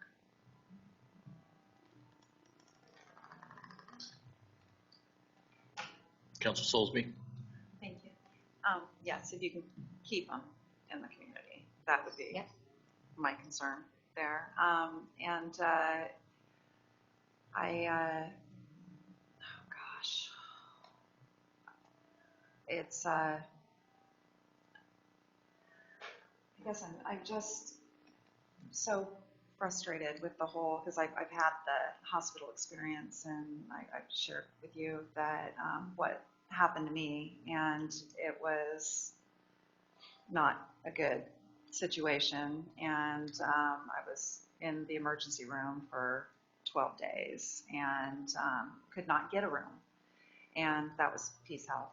And so I still, on the back of my head the whole time, I'm thinking, like I'm afraid of taking from our own hospital right now and putting them in another clinic and having shortages then in our hospital here in Cottage Grove already, and that we already have. And so I've already said that to you. That's my biggest heartache over this.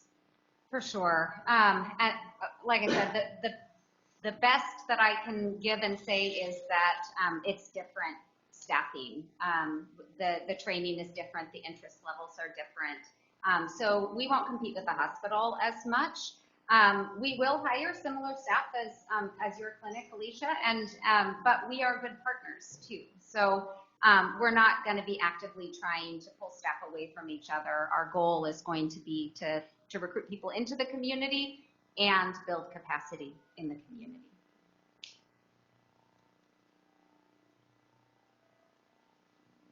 Any others? Well, thank you.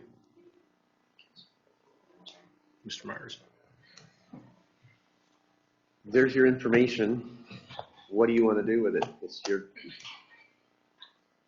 Just as a preliminary point, there was a mention made of a Councilor Fleck conflict of interest, and Councilor Savage, I heard something about I work for you now. I just want to clarify for the record, I don't believe either of you have a potential or actual conflict of interest, but could you both maybe just speak to that or verify that point since it was raised? I do not derive any funding from, the county in a health capacity in any fashion, so I have no potential or actual conflict of interest. Thank you.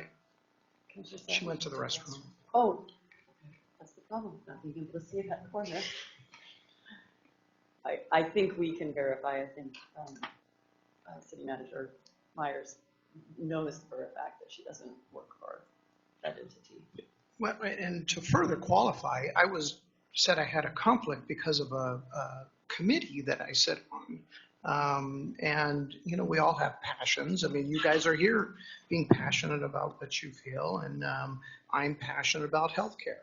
I was an EMT as a young man, and I am passionate about healthcare, and so I serve on a committee as such. That's not a bias. That's actually the way I advocate. So I will just declare that as well. Thank you. So, Councilor Savage, I was asking you and Councilor Fleck just to clarify for the record that you don't have a potential or actual conflict of interest with regard to this matter. You had mentioned in your question and discussion that something about I work for you or I've worked for you or something. You had said something that clued me in. I worked in the medical field for 15 years. All my licensing is now lapsed, and so there's no way that I would be employed in this position, but I support it. Thank you. Thank you. Just wanted to clear that up on the record.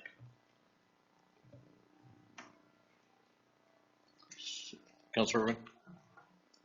Yeah, I'm interested in kind of the evolution of the services rendered, and what happens in being aware of maybe the cultural impacts beyond just what I would define as healthcare and wellness, things that I would see as blending into kind of societal and cultural changes. And so that's one layer of my concern. And I just want to acknowledge that I want to be aware of that. I want us, especially if we're going to support it, to have some say, the representation of the residents of Cottage Grove. And then there's the other aspect of it for me, which is just whether or not it's a wise use of money and how much. I know we've got an item coming up. Here's another just over $100,000 that comes up. I never really have a good sense of just how many tranches of 100,000 we can spend, and what that does to our ability to be really solvent. When I hear there's another one, I think, well, why can't we allocate it over here or in another place? I understand there's budget constraints. So when we were first having this conversation, I understood that it was represented that this was a kind of a deal breaker kind of situation where the funding was needed. It wasn't clear that this, at least now I'm understanding, the second phase was going to go through.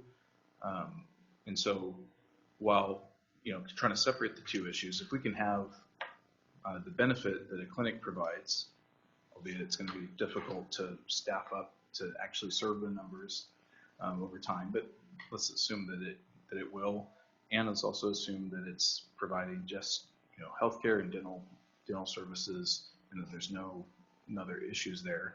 Then it becomes an issue of what is actually required to make sure this thing goes through. I don't understand all of Bruce Kelch's the implications. I'm not saying that I discount that they're real, but I don't understand the mechanism that if we X number of dollars means support here that can then be leveraged for other community projects. Like what is actually needed and for the benefits to come to Cottage Grove, and that's where that previous conversation was. What's the dollar amount? I later heard information that no, this project is going through one way or another, both phases, that there's already private donors that have committed the funds. And so that makes me wonder, well, then why is it just a sign of good faith that we would do this? So that's what doesn't quite make sense to me. That's where I'm at with it right now. Councilor Fleck. Well, I'm absolutely a huge supporter. No surprise there. One of our huge problems with healthcare industry is just that we're dealing with folks that cannot afford good care, that go to the emergency room. We heard it. It costs us more. We're not doing any sort of preventative work. And so our complete healthcare model is dysfunctional. This is absolutely what we need. We heard in this presentation today that we'll have fewer people visiting the emergency room if they keep their diabetes in check or they keep their other ongoing illnesses in check. They will reduce the load on the hospital, not increase it. Staffing issues, yes, obviously that's going to be a concern, but do not do a project because there may be hurdles.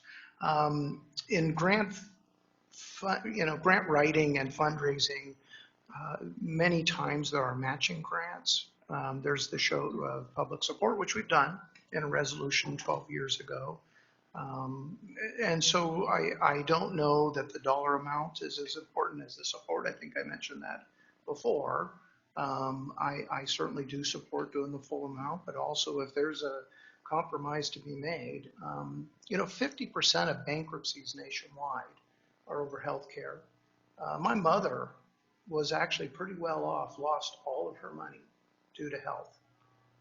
So one illness or one change in life that can impact your life can change everything, and you can end up in a situation like my mother did where all of her money's gone and you're now relying on Medicare and Medicaid. And when I shared this the last meeting, when I tried to move my mother here, I could not find a physician to see my mother. I mean, this is just incredible that we would miss this opportunity for our citizens to have that resource available. I actually was really surprised when this all first came up. I said, what, I've got to advocate for this? Because I guess I realized the benefit firsthand, having gone through this horrid process of, getting my mother on Medicaid and going through all of the hoops. It's horrible. I don't know how seniors do this. I mean, it is a horrible process. It's a bureaucratic process. And once you're in that process, your whole well-being is dictated by it. And this is a way for us to improve the lives, especially of seniors, but anybody, who's going to be in that Medicaid or Medicare situation, especially. So I'm wholeheartedly in support of doing something.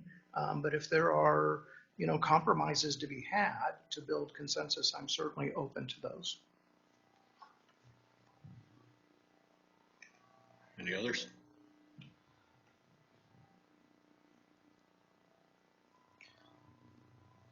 Yeah, this is, right now it's difficult for me to even want to propose a compromise on the financial part because I don't want to hold this up beyond what is reasonable, but I mean, I do want the answers to the questions about those codes.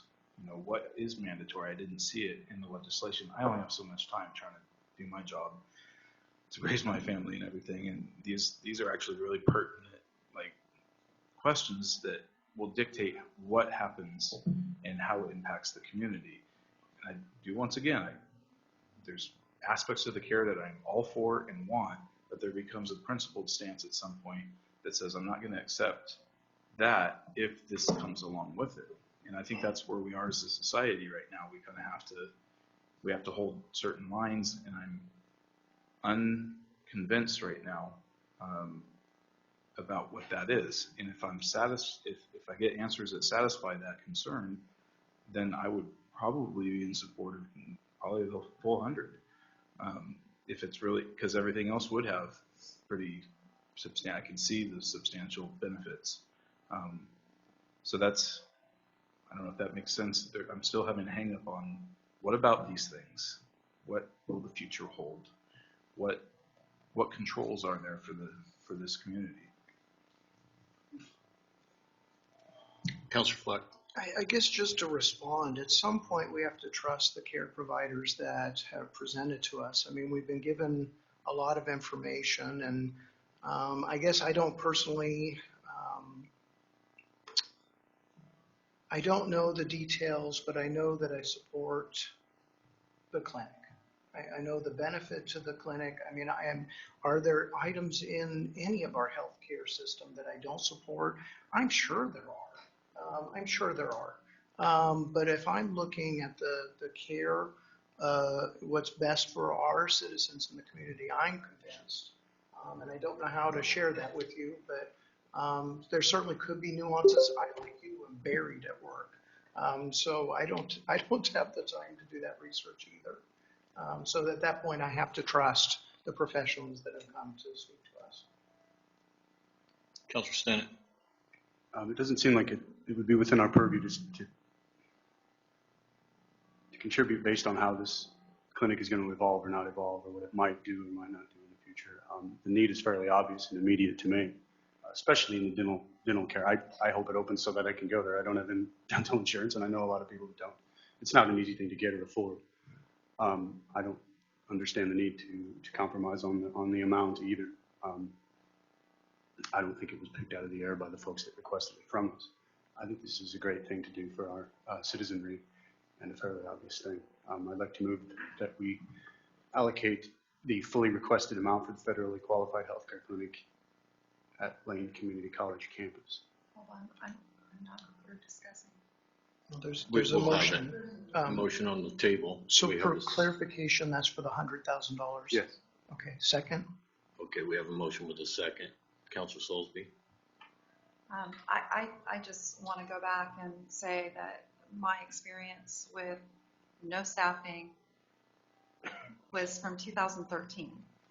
And so to say we just need to trust, it does kind of irritate me just a little bit, because I didn't finish the rest of my story where I had doctors and nurses coming in and locking the door behind them to talk to me about the bad situation that's going on, how overworked they are, and how they can't keep up.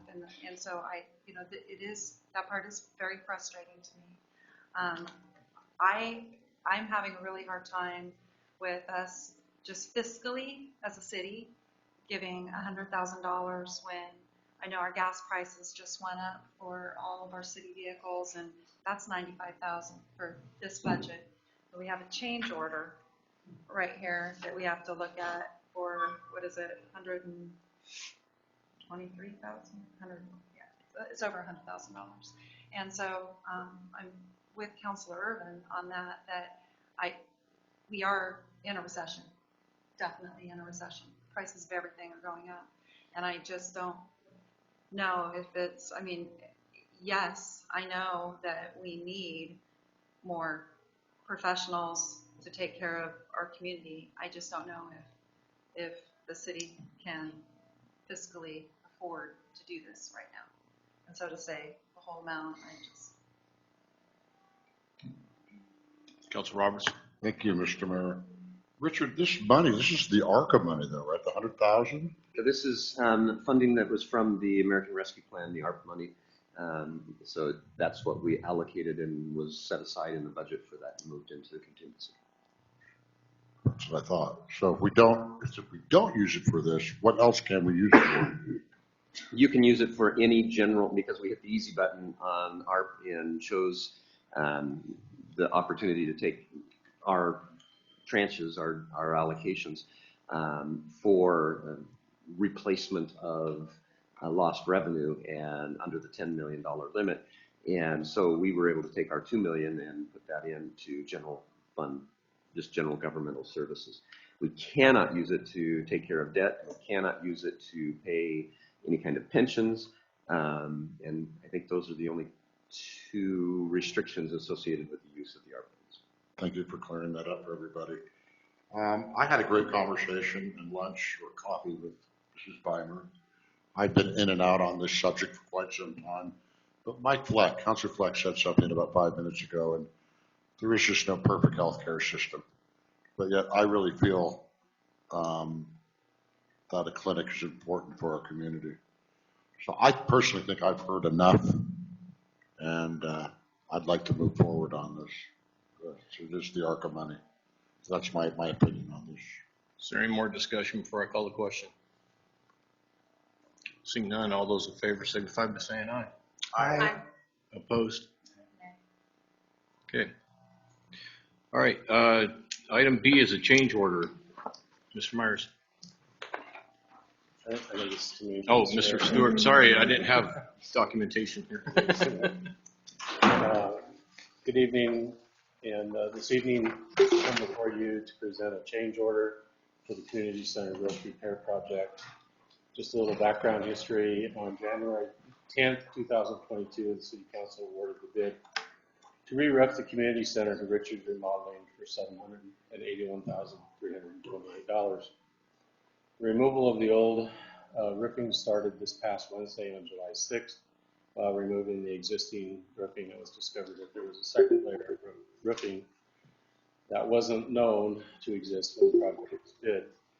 Richard Remodeling has proposed a change order to remove the additional layer of roof at a cost to remove the second layer at $114,748. On April 11, 2022, the City Council approved authorizing a loan from Banner Bank to cover the cost of the Community Center roof project. The loan proposal was to cover the original bid of $781,328. It also included $25,000 for asbestos abatement, and it incorporated a 15% contingency of $123,672 for potential change orders. The cost of the proposed change order to remove the additional roofing material is available in the total approved project cost by using the contingency to cover the additional expense. I would share with you, I spent the weekend pouring through Mr. Sisson's files and the RFP and also the contract. I could not find anywhere in those documents where we knew that there was an existing second roof layer. The second appears to be the original roof layer when the building was constructed as a Safeway. And it's a tar roof that's a little bit more difficult to remove, and that's why the cost is such that it is. It's much heavier and much harder to remove. So in the proposed change order, it does fit in within the contingency. It is above the 10% increase for change orders that are authorized the city manager to sign. So tonight, we're before you seeking your permission to authorize the city manager to sign the change order for the community center roof in the amount of $114,748 for Richard Remodeling LLC. I'm happy to answer any questions. Councilor Soulsby. Thank you. So we did do some repairs on this roof, correct? That's correct. And how did they not see that there was a second layer when they did the repairs? Thank you for that question, Councilor Soulsby. It's my understanding, because I asked the same question, they just applied a tar material over the top of the existing membrane. They didn't cut into it, and that's why it wasn't done. Councilor Urban. I move that the council authorize the city manager to sign change order request 1 for the community center roof repairs project for the removal of the second roofing layer for $114,748 to Richard's Remodeling LLC. Second. Motion with a second. Is there any more discussion? Councilor Stanek. So this eats up most of the contingency. Are we concerned about other eventualities in this project, or are we pretty much straight ahead to completion? I'll say that I am concerned, to be honest, Councilor Stanek. We do know that we quantified some of the rot in the existing 2x6 decking roofing that's there. We hope we've quantified it and found all of it, but I can't guarantee that we won't find something else that's unknown in this project.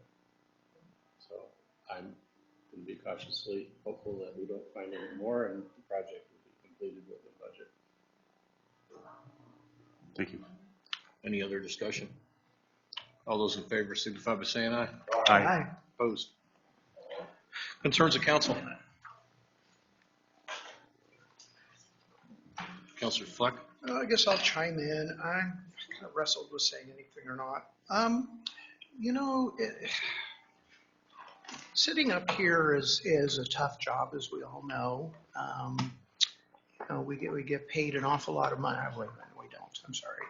I'm being a little facetious because I take this job very seriously. I read everything that comes up here. I try to make sure that I'm informed, and I try to be a very balanced, middle-of-the-road person when it comes to issues that come up here.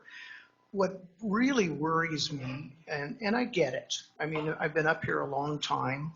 I've had folks screaming at me at the podium there saying, all the people speaking believe this. Well, I'm sorry, the handful of folks at the podium are not everybody in this community. I certainly value what they say, and I really thank them for sharing that with me. But, I also meet with and speak with folks all day long, everywhere through town. And I think I have a pretty good pulse on what folks want or don't want. And if I don't, clearly don't elect me. This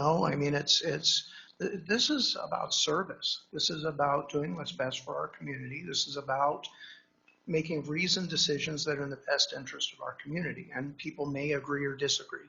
Hey, that's part of the process. In fact, that's what's so awesome when we can disagree and do it amicably. That's what it should be about. We should debate the issues. We should come down to what's the best decision. And then we should make the decision and move on. We don't hold grudges. We don't belabor the issue. We move on and do what's in the best interest of our town. That's the way it should be. Unfortunately, all of us get passionate, myself included, and all of us, express our worst fears. Lately, I've been reading an awful lot, all of the comments at the last meeting, some of them in this meeting, and the letters in the paper, all talk about the unhoused situation as if they're going to be unmanaged. And this is the piece that I just don't think folks understand, is we've not in any of our proposals said that we're just going to have folks camping on their own. In fact, I've said up here that that's my biggest fear is that our parks will have unmanaged camping, and that's just going to lead to more work for our police, more work for our public works, and I don't believe that's what's in our community's best interest. I've tried to pay attention to reading what's in the Ninth Circuit Court decision. I'm not saying I agree or disagree with it, but it is the law of the land and what we're under at this time. That could change, but until then, my job is to keep this city out of legal jeopardy, period. And so when somebody's proposing to do a shelter in your area, I get it. That's going to be a concern, and I get folks at either site raising concerns. But let's do it from an informed position. Let's look at what's in the community's best interest and then decide from there. If we want unmanaged camping in our parks, then okay, let's just say that up front and deal with the consequences. That is not what I want. I will vote against that option because I don't think most of our citizens want that. There are lots of compromises. There are lots of ways to, a situation that's going to benefit all and impact us the least. So I guess I would really want to encourage folks, let's have this debate in a nice way. Let's have this debate in what's in all of the city's best interest, not what's going on in my backyard, not what's going on about one class of people or another. What is truly the best for all of us in our community? And this is what my request is. My phone number's on the web page. It's 942-7302. I welcome anybody to call me anytime and we can talk about it. Because if there are suggestions, and I'm hoping next Monday we'll hear some that are going to give us some opportunities. But I guess the problem is let's all be informed and make sure we know all of the impacts before we speak. Anyway, I would appreciate it. Thank you so much. Thank you. Anyone else? Councilor Savage. Thank you so much. Being a board member of the Chamber of Commerce and being the representative for City Council in the Chamber of Commerce, I've had the pleasure of hanging around Team Botswana, who has been in town for the last 6 days. And they are a really remarkable group of young men and women who have traveled all the way here for the World Games in Eugene. They'll be leaving Cottage Grove tomorrow and headed up to Eugene to stay up there and compete in the games. And somebody said something to me tonight that I want to share with all of you. She looked at me and she says, "You guys are a family. Sure, there you may argue and whatever, disagree, but you guys are a family." And I thought that was really remarkable that was the perception that they had of us, Little Cottage Grove. So kudos to all of us, all of you. That's cool. Councilor Roberts. I was a member of the Bohemia Heritage Board and working with Bohemia Mining Days. I really want to thank Faye Stewart and your public works. The work in Coiner Park, thank you very much. Very well done. The bathrooms, the mowing, the trimming, the gazebo work. That park looks absolutely fabulous. So thank you for that. Also, thank you, Richard Myers, for working with the board on making Bohemia Mining Days a possibility here in the community. And I'm looking forward to it starting at 4 o'clock Thursday. So that's all, Mr. Mayor. Councilor Soulsby. Thank you.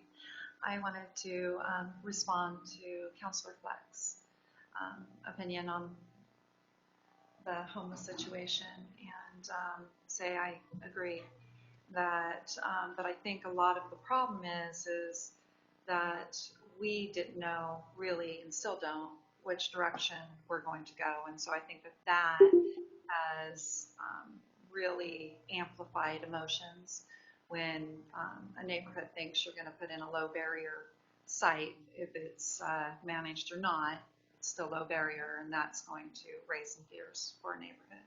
So I get that. I think that we probably should have approached that a little differently, and then maybe even letting the neighborhood know in advance when we were considering it. I mean, I didn't know until the night of, so I mean, it would have been probably a little better way to approach it, just so that they knew ahead of time and that, that there would be, if it were to happen there would be something. So I kind of feel like that's on how we've handled everything.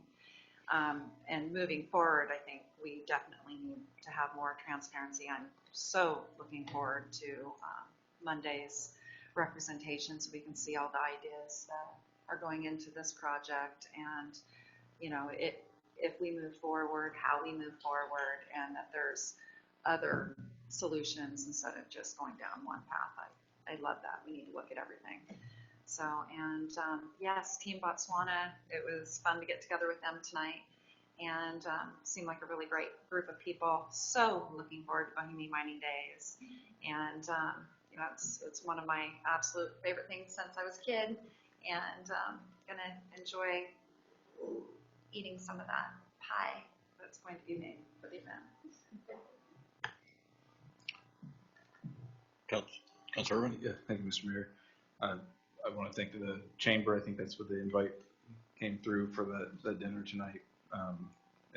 It's just a joy to be able to host. My family growing up hosted international students, and it was just like, oh yeah, that's so neat, that wonder, and didn't get to really talk much to them, but look forward to hopefully another opportunity. And also, families looking forward to Bohemian Mining Days and what we can participate in. And lastly, just a quick update that came out of the Lane Economic Committee today. We had a presentation from Community Lending Works, which is an organization that has, non-private financial support mechanisms. And there was a really interesting one that's going to be launched, I believe, August 18th. And it's a micro loan specifically targeting unsecured, up to $2,500 for rental deposit assistance. So really expedited process. They're going to launch that part of the website, so it'd be just apply, pretty much an immediate response through an ACH transaction, no collateral needed, 12% interest, and so if people have found a place to rent, they just can't come up with the deposit, this is a mechanism. So I just wanted to make sure that was known to the community. That was all the pertinent information. I'm also looking forward to Bohemia Days, as you can tell by the way I'm dressed. So we will see you all downtown this weekend. And like I said on Friday on the homeless, I think we've been spending a lot of time talking about what it should look like when we don't even, I think the biggest question we need to ask ourselves, are we going to do anything about the parks or not? Because if we want to manage the parks, we need to go down that path of what we're going to do. If we're just going to comply by the laws, we can just do that and be done. So I think this group, after next week, needs to talk about what we're going to do and just keep it simple and go from there. And then I believe it was last week, I had the meeting with Pete Kearns, the city manager, and I, and the chief, and Captain Gagner. We all met with Serenity Lane about putting a clinic and treatment rehab. We thought we would get a golden answer that they could just come in and do it. They don't have the resources financially or manpower.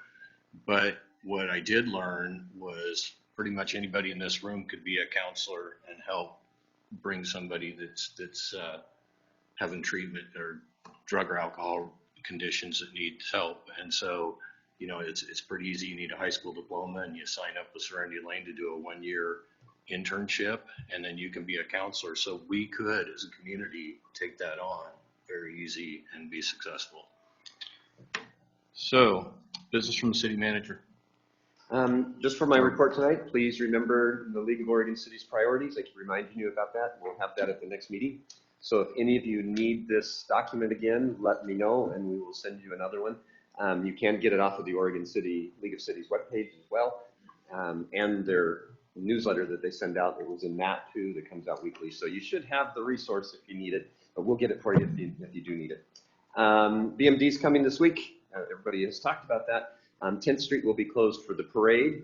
They will be closed in the evening on Friday as well for ORCARTs to show up and practice as they check in. So they will be checking in there at the Mining Museum, and then there will be a little show and shine. I don't know how well they shine, but they'll be there for people to look at as well. Then on Saturday is the parade starting at 10. After the parade, 10th Street will remain closed between Adams and Madison for the ORCART races. So the ORCART races will be between Madison and Adams on 10th Street. So people, if they're using 10th to go anywhere, they'll need to go up and around onto 11th, take off Madison and come back down on Adams, or take off Madison and go to 11th and just go back to Main Street that way. And so be aware of that. Should be exciting. Lots of cool things going on. The carnival was going to come early, and I believe some of them have come already, and they wanted us to turn the water off on Bohemia Park 4 days ago, as well as having it off all week while they're here, and we said no. That would be, we wouldn't be able to get the park back by the end of the year. We'd have to wait till next spring, and so they're going to be on the Trailhead parking and Lulu Dog Parks parking back behind Dairy Mart and Domino's is where we'll be setting up. Thank you all for coming today to the dinner with Team Botswana. Lots of fun. Had the opportunity to pick 11 of them up at the airport on last week, and went to the races with them on Saturday. What a great bunch. They are fun to be around. They enjoy what they do, and they are really good. I mean, we have 3 world champions in our midst in Cottage Grove. On this little team. I mean, here's a little team of 16, that's including their staff, and 3 of them are world champions. They are the fastest men in the world in the 100, 400, and 800. So, I mean, and we had fun at the Speedway. The drivers and the staff at the Speedway were amazing. We had a special staff guide that took them around into the pits and took them out onto the track. And the drivers were just wonderful.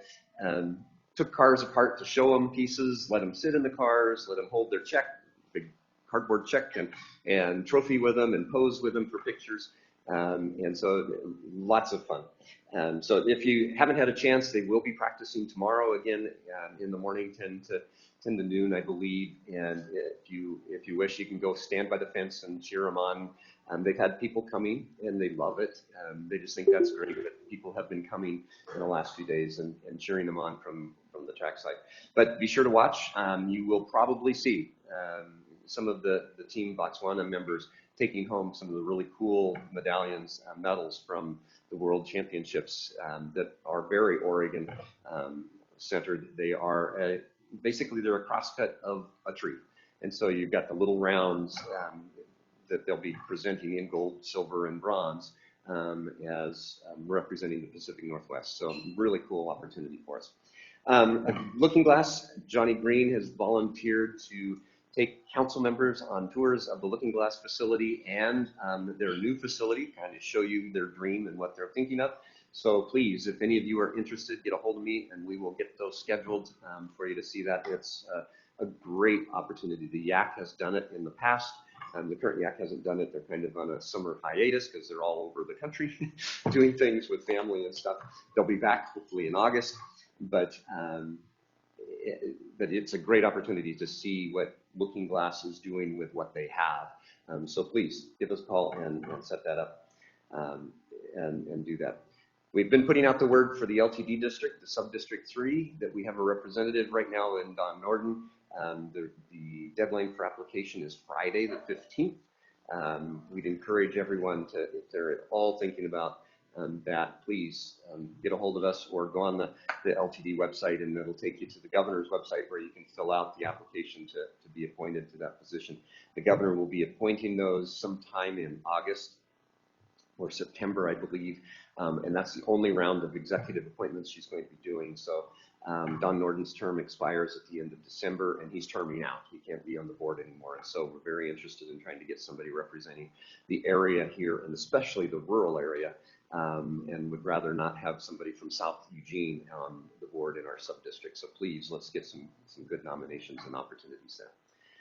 On a very serious note, some of you have seen the news. We lost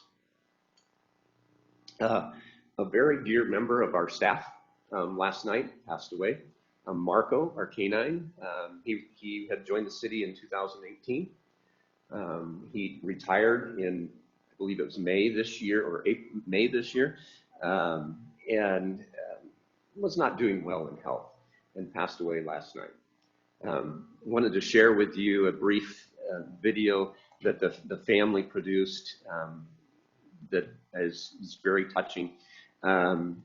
Marco was not just a partner to one of our officers, he was a family member.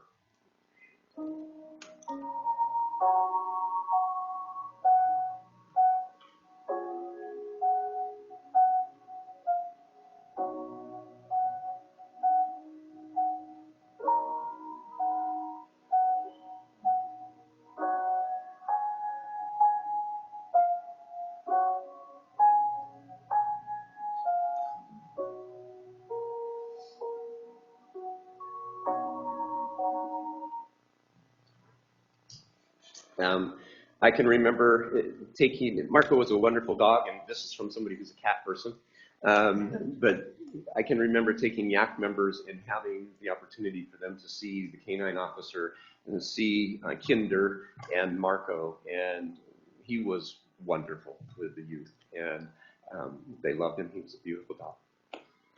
You should rate a copy of the copy. Very well done. It's amazing the bond that gets developed, and our condolences go to the Bueller family, and especially Officer Bueller, who was his partner, and he was his partner. It was a bond where they depended on each other, and they were loyal to one another. That's all I have. All right. Business from the city attorney, Measure 109, local options. I got Johanna Z signed up to talk on this. I'm actually looking forward to this because I don't know a lot about mushrooms. That's probably a good thing, actually. I actually wanted to commend Gary for what a great memo you've done, the work on this, because I knew that this had passed a couple of years ago, and I didn't know that there was an option for cities to opt out. So this is an opportunity to decide, is this really right for the community? And you could put this to the vote. So option one seems really just like the conscientious thing to do. I know that our dear Amy spoke this morning on the Beeper show, and I did want to call up after, and I wanted to, Amy, what are you hallucinating? But I didn't want to take it personally. I just thought it was funny, because get it, magic mushrooms. Anyway, okay, so lost on that one.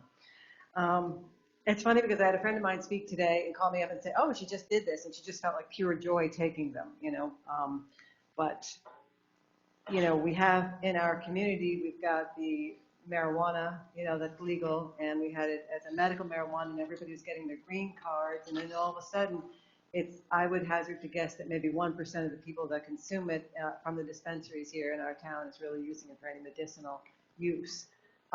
I don't think it's the right industry for this community. I would love to see a trade school next to the high school that teaches people. You could be teaching permaculture and any environmental building, cob houses, things like that are sustainable, welding and carpentry and all those things. But I can't quite picture this community as being one that's manufacturing, or being I think usually it's like psychiatrists that administer this. It's usually a long process. They have to get the dosing right, and there has to be watching the person for several hours. And am I saying that nobody benefits from it? No, I'm not saying that at all. I'm just saying, going to Eugene for something 25 minutes away for a specialist type of treatment doesn't seem like a tough thing for people to do when they want to do something like that. So it just doesn't fit with the picture. We have a lot of drug issues. What's the message that we're giving if we're just setting up shop with all of these? I think there are a lot of other industries that would be more beneficial for our community. So I encourage you to seriously look at option one for our community. So that's it. That was a nice one, right? Not too bad. Thank you. Ms. Conley. Well, I'm glad we had that introduction because after talking about, I'm a dog person, so that was hard. Okay, so yeah, the voters passed Measure 109 in 2020, and we all sort of promptly forgot about it, that it was going to be, licenses will start being issued in January 1st of 2023. And Richard called last Wednesday. I'm saying that only because some of the materials in front of you are not the final version that I had created, and so I have to walk you through the process a little differently than it's spelled out here. You don't have to do anything, so that's really option 3. Option 1 would be to refer out to the voters a measure to prohibit, so what's 109, which is now in chapter 475A, is allowing psilocybin, we all had to work on how to say it, psilocybin product manufacturers, psilocybin service center operators, and then what you have the option to do is you could refer to the voters the opportunity to ban both of those types of operations, one or the other. So you could decide our community is open to the manufacturing, but we don't want a service center, or we don't want either, or we want service centers, not manufacturers. And the other option with regard to a partial ban that is also included in the League of Oregon Cities material in this packet would be to set a time limit. So you're banning it for some period of time. A reason that a community might choose to do that is right now, OHA is in charge of regulating this industry. They have issued rules on the licensing aspect of it and the manufacturing aspect of it, but there are no rules to evaluate or review with regard to the service center operators. There's a good amount of statute that tells us sort of an idea of how those are going to operate and who can operate them and what the limits are going to be, but OHA doesn't have those final regulations. And they're not going to start on them until September. So your option 1 would be to refer a measure, banning all or a part of this operation in the November general election, which means that you would need to, the way I would line it up would have a first reading of the ordinance tonight, the statutes, 475A, say a community adopts an ordinance, then it says that refers to the voter the ban. So you adopt an ordinance banning it, but you also have to refer the matter to the voters. So clearly the person who wrote this doesn't understand how municipal government and elections work, because if you adopt something that's not going to go into effect until after the voters vote, you're not referring it to them. The language in front of you in the draft ordinance that we provided retained that referral language simply because it's in the league's example. And we want, if you were to act on this, we would want your ordinance to be uniform with those that are being considered across the state, just for challenge proof purposes. But what it would entail would be your first reading tonight, a second reading at the end of July. It wouldn't go into effect till after the voters act, and you would adopt a resolution on that second meeting of July in order to get this on the November ballot, because we need to have, I would be working with Mindy to make sure that the ballot title, explanatory statement, et cetera, is all in conformance with Lane County and state election laws. So that's option 1. Option 2, which is also authorized by statute 475-530, you're not required to do anything, and you can adopt time, place, and manner regulations. What the statute's so kind is to go and explain to us what those might be. You could regulate conditions on the manner in which a psilocybin product manufacturer manufactures those products, conditions on the manner how a licensee provides psilocybin services. You can limit the hours during which one of those premises operates. You can limit the public's access to the premises. And you can also reasonably limit where a premise is located, although they're not going to let you, the service service centers already can't be located within 1,000 feet of a school. And so you are not allowed to do any other perimeter prohibitions, particularly between similarly licensed businesses. So you couldn't say a psilocybin manufacturer must be more than 1,000 feet from another psilocybin manufacturer. So you can't like make those buffers. Because I don't think actually your community did do anything with regard to marijuana, but a lot of communities were wrestling with what's the buffer and where do we set it? Do we do it from the perimeter of the property or the, anyway, they're trying to, I think, avoid that conversation with regard to these centers. Let's see. So under the time, place, and manner approach, of course, these types of operations, these businesses would be subject to your current zoning, building, and development code requirements, but you could also then establish additional regulations. I think that would take some time to develop what those would be and what are needed beyond what OHA is promulgating, which again are not going to be out for a while. And then the option 3 is take no action, because probably, licenses won't be issued until January 1st of 2023. Manufacturing is going to need to get up and running, and then the manufacturing has to be smoothly operating before the service centers can even start. So it's likely you'll have some time and you can evaluate, are these really coming to our community? How is this panning out in other communities? Is this something that we want to have? I just want you to be aware, doing nothing is a really valid approach. And you're not missing your window of opportunity. Every general election, you could refer to the voters of prohibition if you're hearing that this is developing in a way that you're not interested.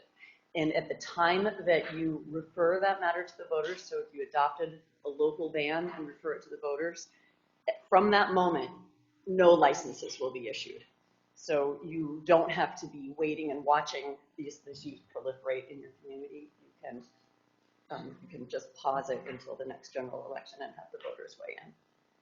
Yes. On that point, those are every 2 years, right? But every 2 years. The general elections. Mm-hmm. But if you wanted to refer, you could refer at any time, and you're saying that it stops right then? That is the way it reads. Again, these statutes aren't very well written, and they're not very clear, but I think that part of it is very clear. I don't know if that's how they meant it to operate, but that's what they say. And the state's still writing the rules. Yeah, OHA is still writing the rules. I'm not sure that they're going to, I don't think OHA is going to write about what local governments can do. I think they tried to cover that in the statutes. Yes? So let me clarify that again. So this time a year from now, we say there's a problem, we don't want this, we want to refer this to the voters. Licensing would stop. Yes. Until November 24. Yes. But the licenses that already exist would continue to operate until the voters had their say. They would continue to exist, period. Right. Because they would be licensed. They'd be grandfathered so you would, yeah, they'd be grandfathered in. So even if after that there was a prohibition or a ban that's adopted by the voters, if any licensed facilities previously existed, you would just be limiting the number. No additional facilities could. But we wouldn't really have oversight of the ones that do exist. Correct. Councilor Fleck? Yeah, like I said Friday, I voted against this as I did the other, was it 110, which legalized all amounts of other drugs. And I think this is a little different situation. I remember reading an article about military folks with PTSD and the advantages. So I'm kind of on the fence on this one, although I don't actually disagree with Joanna Z, which is a little fun. But I wish you were here to hear that. But she'll read the minute. We'll tell her. I'm sure. Because is it a big deal to go to Eugene? And so then again, there's a cost to the election, and the voters did speak. If it's on the general election, there's no cost for us. It's when we hold a special election. This is the best time to do it if we're going to do it. Yeah, general elections is covered under the general election. But we did it today. Right, but you can't put this on a May election. Yeah. So I guess walk me through this. So if, let's say we have a facility, there is a problem, we say, boom, we're going to refer it, there's a ban, that facility can still operate? That's my understanding. Oh, boy. Okay. Yeah, this is the same path we were on with making the hash oils that we chose not to do, that I regret every time I get stuck in traffic in front of the old HK. The aroma in front of the old HK brewery, we could have prevented that back when, and we didn't. So, Councilor Stennett, then Councilor Savage. I guess I'd have trouble envisioning what the problem would be with someone with a license as a provider or manufacturer. I recall sorry. I wouldn't call it hysteria, but there was deep concern about the marijuana, the advent of marijuana in this community, and I think it was pretty much unfounded. I can see that being. I mean, I don't think I'm comfortable doing much of anything at this point. This is a pretty big thing to try to get out in front of. It's definitely a policy choice. If there's other questions for me, but I think it's time to just turn it over to you guys to discuss pros, cons, what do you want to do? Councilor Savage. Thank you so much, Mr. Mayor. I feel really conservative on this topic. It's really interesting. I'm feeling like it's a bright, shiny, brand new iPhone, and it's going to come out of the gates and have issues with it. I'd rather be a little conservative and hold back and kind of see how things play out and have this discussion again in a couple of years. So if that means that we send it to the voters, then let's do that. But I don't feel like we should just let it all unfold. I do have a comment on that, which is just to support, if you wanted to refer a ban right now, all it does is place this in your code book. So you would have a prohibition in your code. It's not a land use ban, it's not a land use regulation. And the council then can repeal it later. You don't have to refer it back to the voters to have it go away. So it, just to be really clear of the effect and your options down the road. Do you want to comment? I do. Okay, go ahead. Thank you.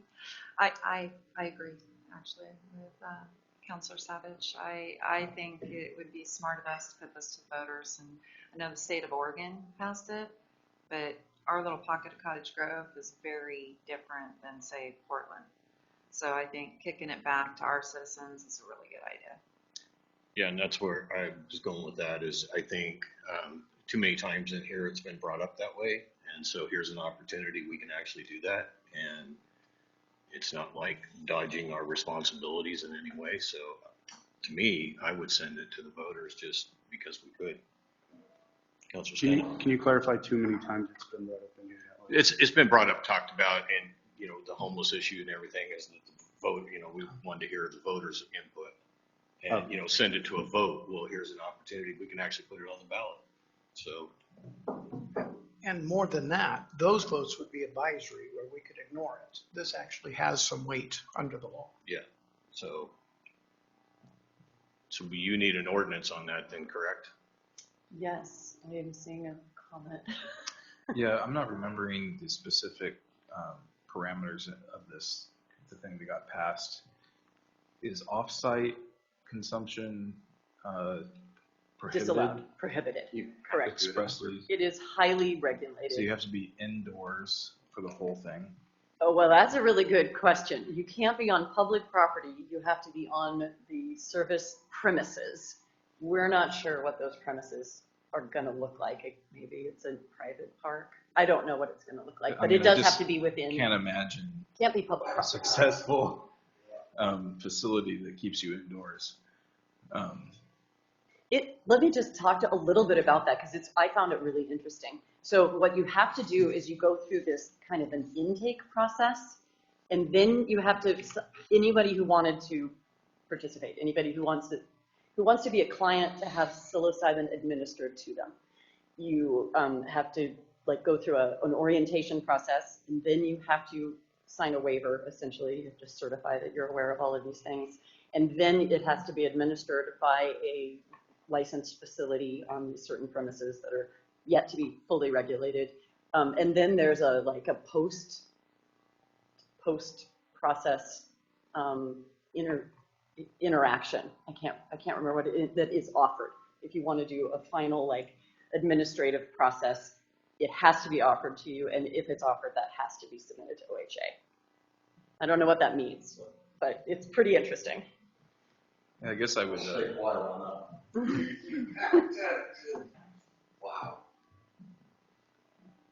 I can see that. Like, I was thinking back on the whole marijuana push out and what was expected and the ramifications. And I kind of wanted to hear your guys' perspective on, do we have tangible that we can point to, say, these were the negative ramifications of rolling this out? Marijuana and mushrooms are two different things for sure. But I kind of overlay that with what mushrooms are, what they do, what the research is through Johns Hopkins. I think things are. Yeah. Can you speak to that at all? I guess what I should have said at the outset is I'm not an expert on this. I don't know that anybody is. Oregon is the first state to have legalized, fully uncharted waters. You said the first state. I thought Manitoba Springs in Colorado had it. The league's material and everything I've heard is we're the first state that's authorized it. Maybe if there's a locale. One city did it, but because I wonder if maybe that's something we can look into and how that has played out for them. If there are valid concerns, I'm fine with putting it to the voters, because if there is when I heard that it would be grandfathered in, you can't turn it off. That's one a little more control than that, but I think a little more research into the actual effect for a city would be good. Just for fun, let me tell you the names of these things. So there's first a preparation session in which a client participates with an administrator or facilitator. Then there's the client information forum. Then there's the administration session, and then there is an integration session. It's like a 4-pronged process in order to be able to be qualified to take this. I'm not saying that to weigh one way or the other. It's something that I was completely unaware of. I guess I agree with, the comments I've heard. I would rather, send it to the voters and potentially ban it. We can always repeal it later if it is proven that this is effective. I think, as the mayor said, putting the genie back in the bottle sounds like is not possible. I think I'd actually rather lean on being more careful because, mushrooms are not the same thing as marijuana. I mean, it's totally different. And I just, I once again, can't believe I actually agree. I'm just joking. I apologize. But yes, I would vote for an ordinance to ban or to send to the voters. What would that ordinance number be? 3-1? Ordinance would be 3162. We don't have They'd an have to ordinance. draft it. Oh, okay. Yeah, you do. Do we have it now? I thought she said we could do it tonight. We do it, So it'd be, tonight would be you the guys an first. ordinance. but would we do it next meeting? We'd still be able to You do would it. do the second.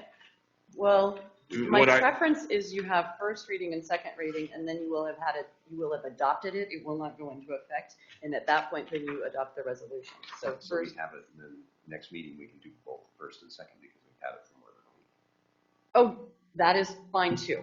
That's fine with me as well. There isn't a motion here. It was pulled together really quickly. So, yeah, as Richard points out, I will absolutely defer to that as long as you've had first and second reading and you're adopting the resolution by the end of July. That's my guidance. Mr. Stewart. Thanks, Mr. Mayor. I just wanted to address Councilor Irvin's question in regards to the marijuana. In hindsight, it might have been nice to allow for some experience and adopted some rules based on the experience. I know they're two different products, but I think the guidance might be wise to hold back, wait and see what's going to happen and the effects of it. It would have been nice to, with marijuana, be able to put a little bit more time, place, and manner of where those things are located, put some air scrubbing devices on there. Right now, we have greenhouses that are in residential areas that converted to marijuana grows. They're impacting the entire neighborhood. And the council could have back then kind of said, hey, I want to understand what the impacts are. Let's kind of put a moratorium and then let's adopt some time, place, and manner based on what we're seeing in other areas. I think at a minimum that, I'm not trying to say don't move forward, but I think that that's what I would have said as far as the planning side of how we regulate where things get put. Councilor Stennett. Can we request information regarding the impact of manufacturer on, surrounding areas, the neighborhood, that kind of thing, before we, I would agree that could be useful. I don't know who has that data. Okay. It's uncharted. It's hard to be concerned about something that you have no idea. In the future, you could possibly do that as you look at other communities in the state that don't enact the ban and see how the rules get made and how everything does get affected. Because I think and I think I feel the same way, especially since the state hasn't even adopted the rules on what they're doing to regulate and how to do the stuff that's written in the bill. So we have no idea. And it's, the voters aren't going to know either. Right. You're referring to them something blind. Well, and how am I supposed to know better than anyone else? Yeah, and I think that's the reason why some people are saying, hey, let's do a ban for that temporary time. And that'd be the question, do we do a permanent one so you can then revoke it anytime, or do you want to do a 2-year ban? And Yes. So before we go past this, if we put it off to do the first and second reading next meeting, do we have to have a unanimous vote to pass it? I think so. Yes. Yeah. So would it be better to read it, to pass it, or to have a motion made tonight and then hit second? Yeah, if you're concerned that you won't have a majority, have a unanimous. 100%. Yeah. And just to be clear, what you have before you is a permanent ban, not a temporary ban or a partial ban. But it goes to the voters. It goes to the voters. Yeah. Yep. But it wouldn't be a 2-year ban that goes to the voters. It's a permanent ban that goes to the voters. And then you can repeal it whenever you want. So that'd be ordinance 3162 if someone wants to make that motion. Well, I would offer an amendment to it to make it not permanent, but to have it defer, to have it sunset the ban, even if it's a few years. Well, I think we have that ability regardless. Correct? Right. Ms. At any Conley? time you could repeal it. Just the referral is the only thing to put it in place that you have to take to the voters. But as a council, you can repeal it at any time, and it doesn't have to go to a vote to repeal it. What's the repeal process? Is it just majority? Yeah. Ordinance, isn't it? It would just be passing an ordinance that repeals, Code. whatever section of code this is going to be. This one's tough because if you don't have experience, then you're just going to be gripped with fear of the unknown. But if you do, it alleviates a lot of that fear. I think the argument, excuse me for jumping in here, is that we will have that history in a couple of years of what other communities have dealt with. If it's nothing, maybe we repeal it and see if somebody wants to do it. If there are issues, we will then have those time, place, and manner, discussions that, Mr. Stewart's mentioning. I really think. What would happen if it goes to the voters and they've, however it's voted down or whatever, that they say it's okay? Then we're out nothing to do this. Yeah, then your ordinance just doesn't take effect. Yeah. City recorder has a question. Yes. We have an ordinance number. Would you need a corresponding resolution number? Because I do not have one prepared. I don't think so, because the resolution's not going to be considered till the next meeting. Right. Okay. Do that. All right. Because that's one meeting. So I'll move that resolution, ordinance number 3162 be adopted. You got a second? Got a second. Any more discussion? Councilor Stennett? So can I clarify that you're asking us to vote on a ban that will take, and a referral? Yes. Essentially. To send it. I've heard no reason to ban them this evening, so I won't be supporting. I don't mind sending it to the voters, but Well, that's No what one's we're, convinced. that's what we're voting on as an ordinance to go to the voters, correct? But it's the ban, But it yeah. includes a ban. Yeah. But the ban is The- not in effect until the voters approve it or disapprove it. So the ban is not real until the voters approve it. So let's look at the ordinance, Why would just we ban it if it doesn't matter? because that's how the statute says you Yes. have to put it in place. It's the city adopts a prohibition that then gets referred to the voters. So that's why it's this two-step dance. But if you want to look at it, it's, it was the added material. It didn't get in the original. Oh, okay, all right. Does everybody have that proposed ordinance in front of them? Mhm. And so, Councilor Stennett, if you look at, wait, that's the resolution. Let's say, section 4. So the section 1 is the prohibition. It's this, if you're prohibiting the establishment of manufacturers and psilocybin service centers in Cottage Grove. Section 2 is silly because it says it's referring it to the electors. I guess that's just sort of a nod that you're going to do that. But of course, this ordinance doesn't go into effect under Section 4 until 30 days after the day on which it is approved by a majority of the voters. So the ban would not be in effect until it's approved by the voters. And I'm not talking you into this at all. I just want to make sure everybody understands how this operates. Councilor Irvin. So does that not leave us in that same position where someone can be granted a license, they'd be grandfathered in? Nope, they're not issuing licenses until January 2023. Okay, and that would be, sorry, this November's? Yes. Yep. Okay. Is there any more discussion? Seeing none, will the recorder please call the roll? Counselor Fleck? Aye. Counselor Stennett? Nay. Counselor Irvin? Aye. Counselor Roberts? Aye. Counselor Solsky? Aye. Counselor Savage? Aye. Mayor Gowan? Aye. Okay, so first vote of ordinance 3162 passes. We will have this at the next meeting. Okay, so there's no items removed. Are we going to? We do not have an executive session. We didn't get the information back from the labor union that we wanted to discuss. Oh. So, but I do have something else. As I was sitting here, a text message came across my phone, and tomorrow at 10 a.m., the Botswana team will be leaving to go to the Athletes Village in Eugene. They will be leaving the Best Western Motel and heading south on Gateway, and then turning west on Main to 99, and then they'll take 99 back to get onto the freeway to leave. And they're requesting that share that information. Let's get people out on the streets waving and cheering them on as they leave to go to the championships.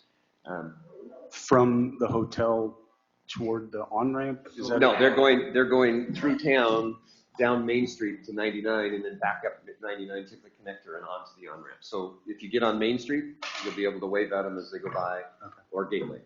So if you can, at 10 o'clock. So if we can get as many people, share it on Facebook, call friends, call people, encourage people to go walk their dogs and whatever, and you can even print out a little Botswana flag from the internet and wave it. Let's show them appreciation and make them feel good leaving. So that was from Shauna. They're doing that tomorrow at They 10. did call us family. Yeah, so let's go give them a family support as they leave the community to go compete and wish them well. So Okay. that's it. All right, we're adjourned.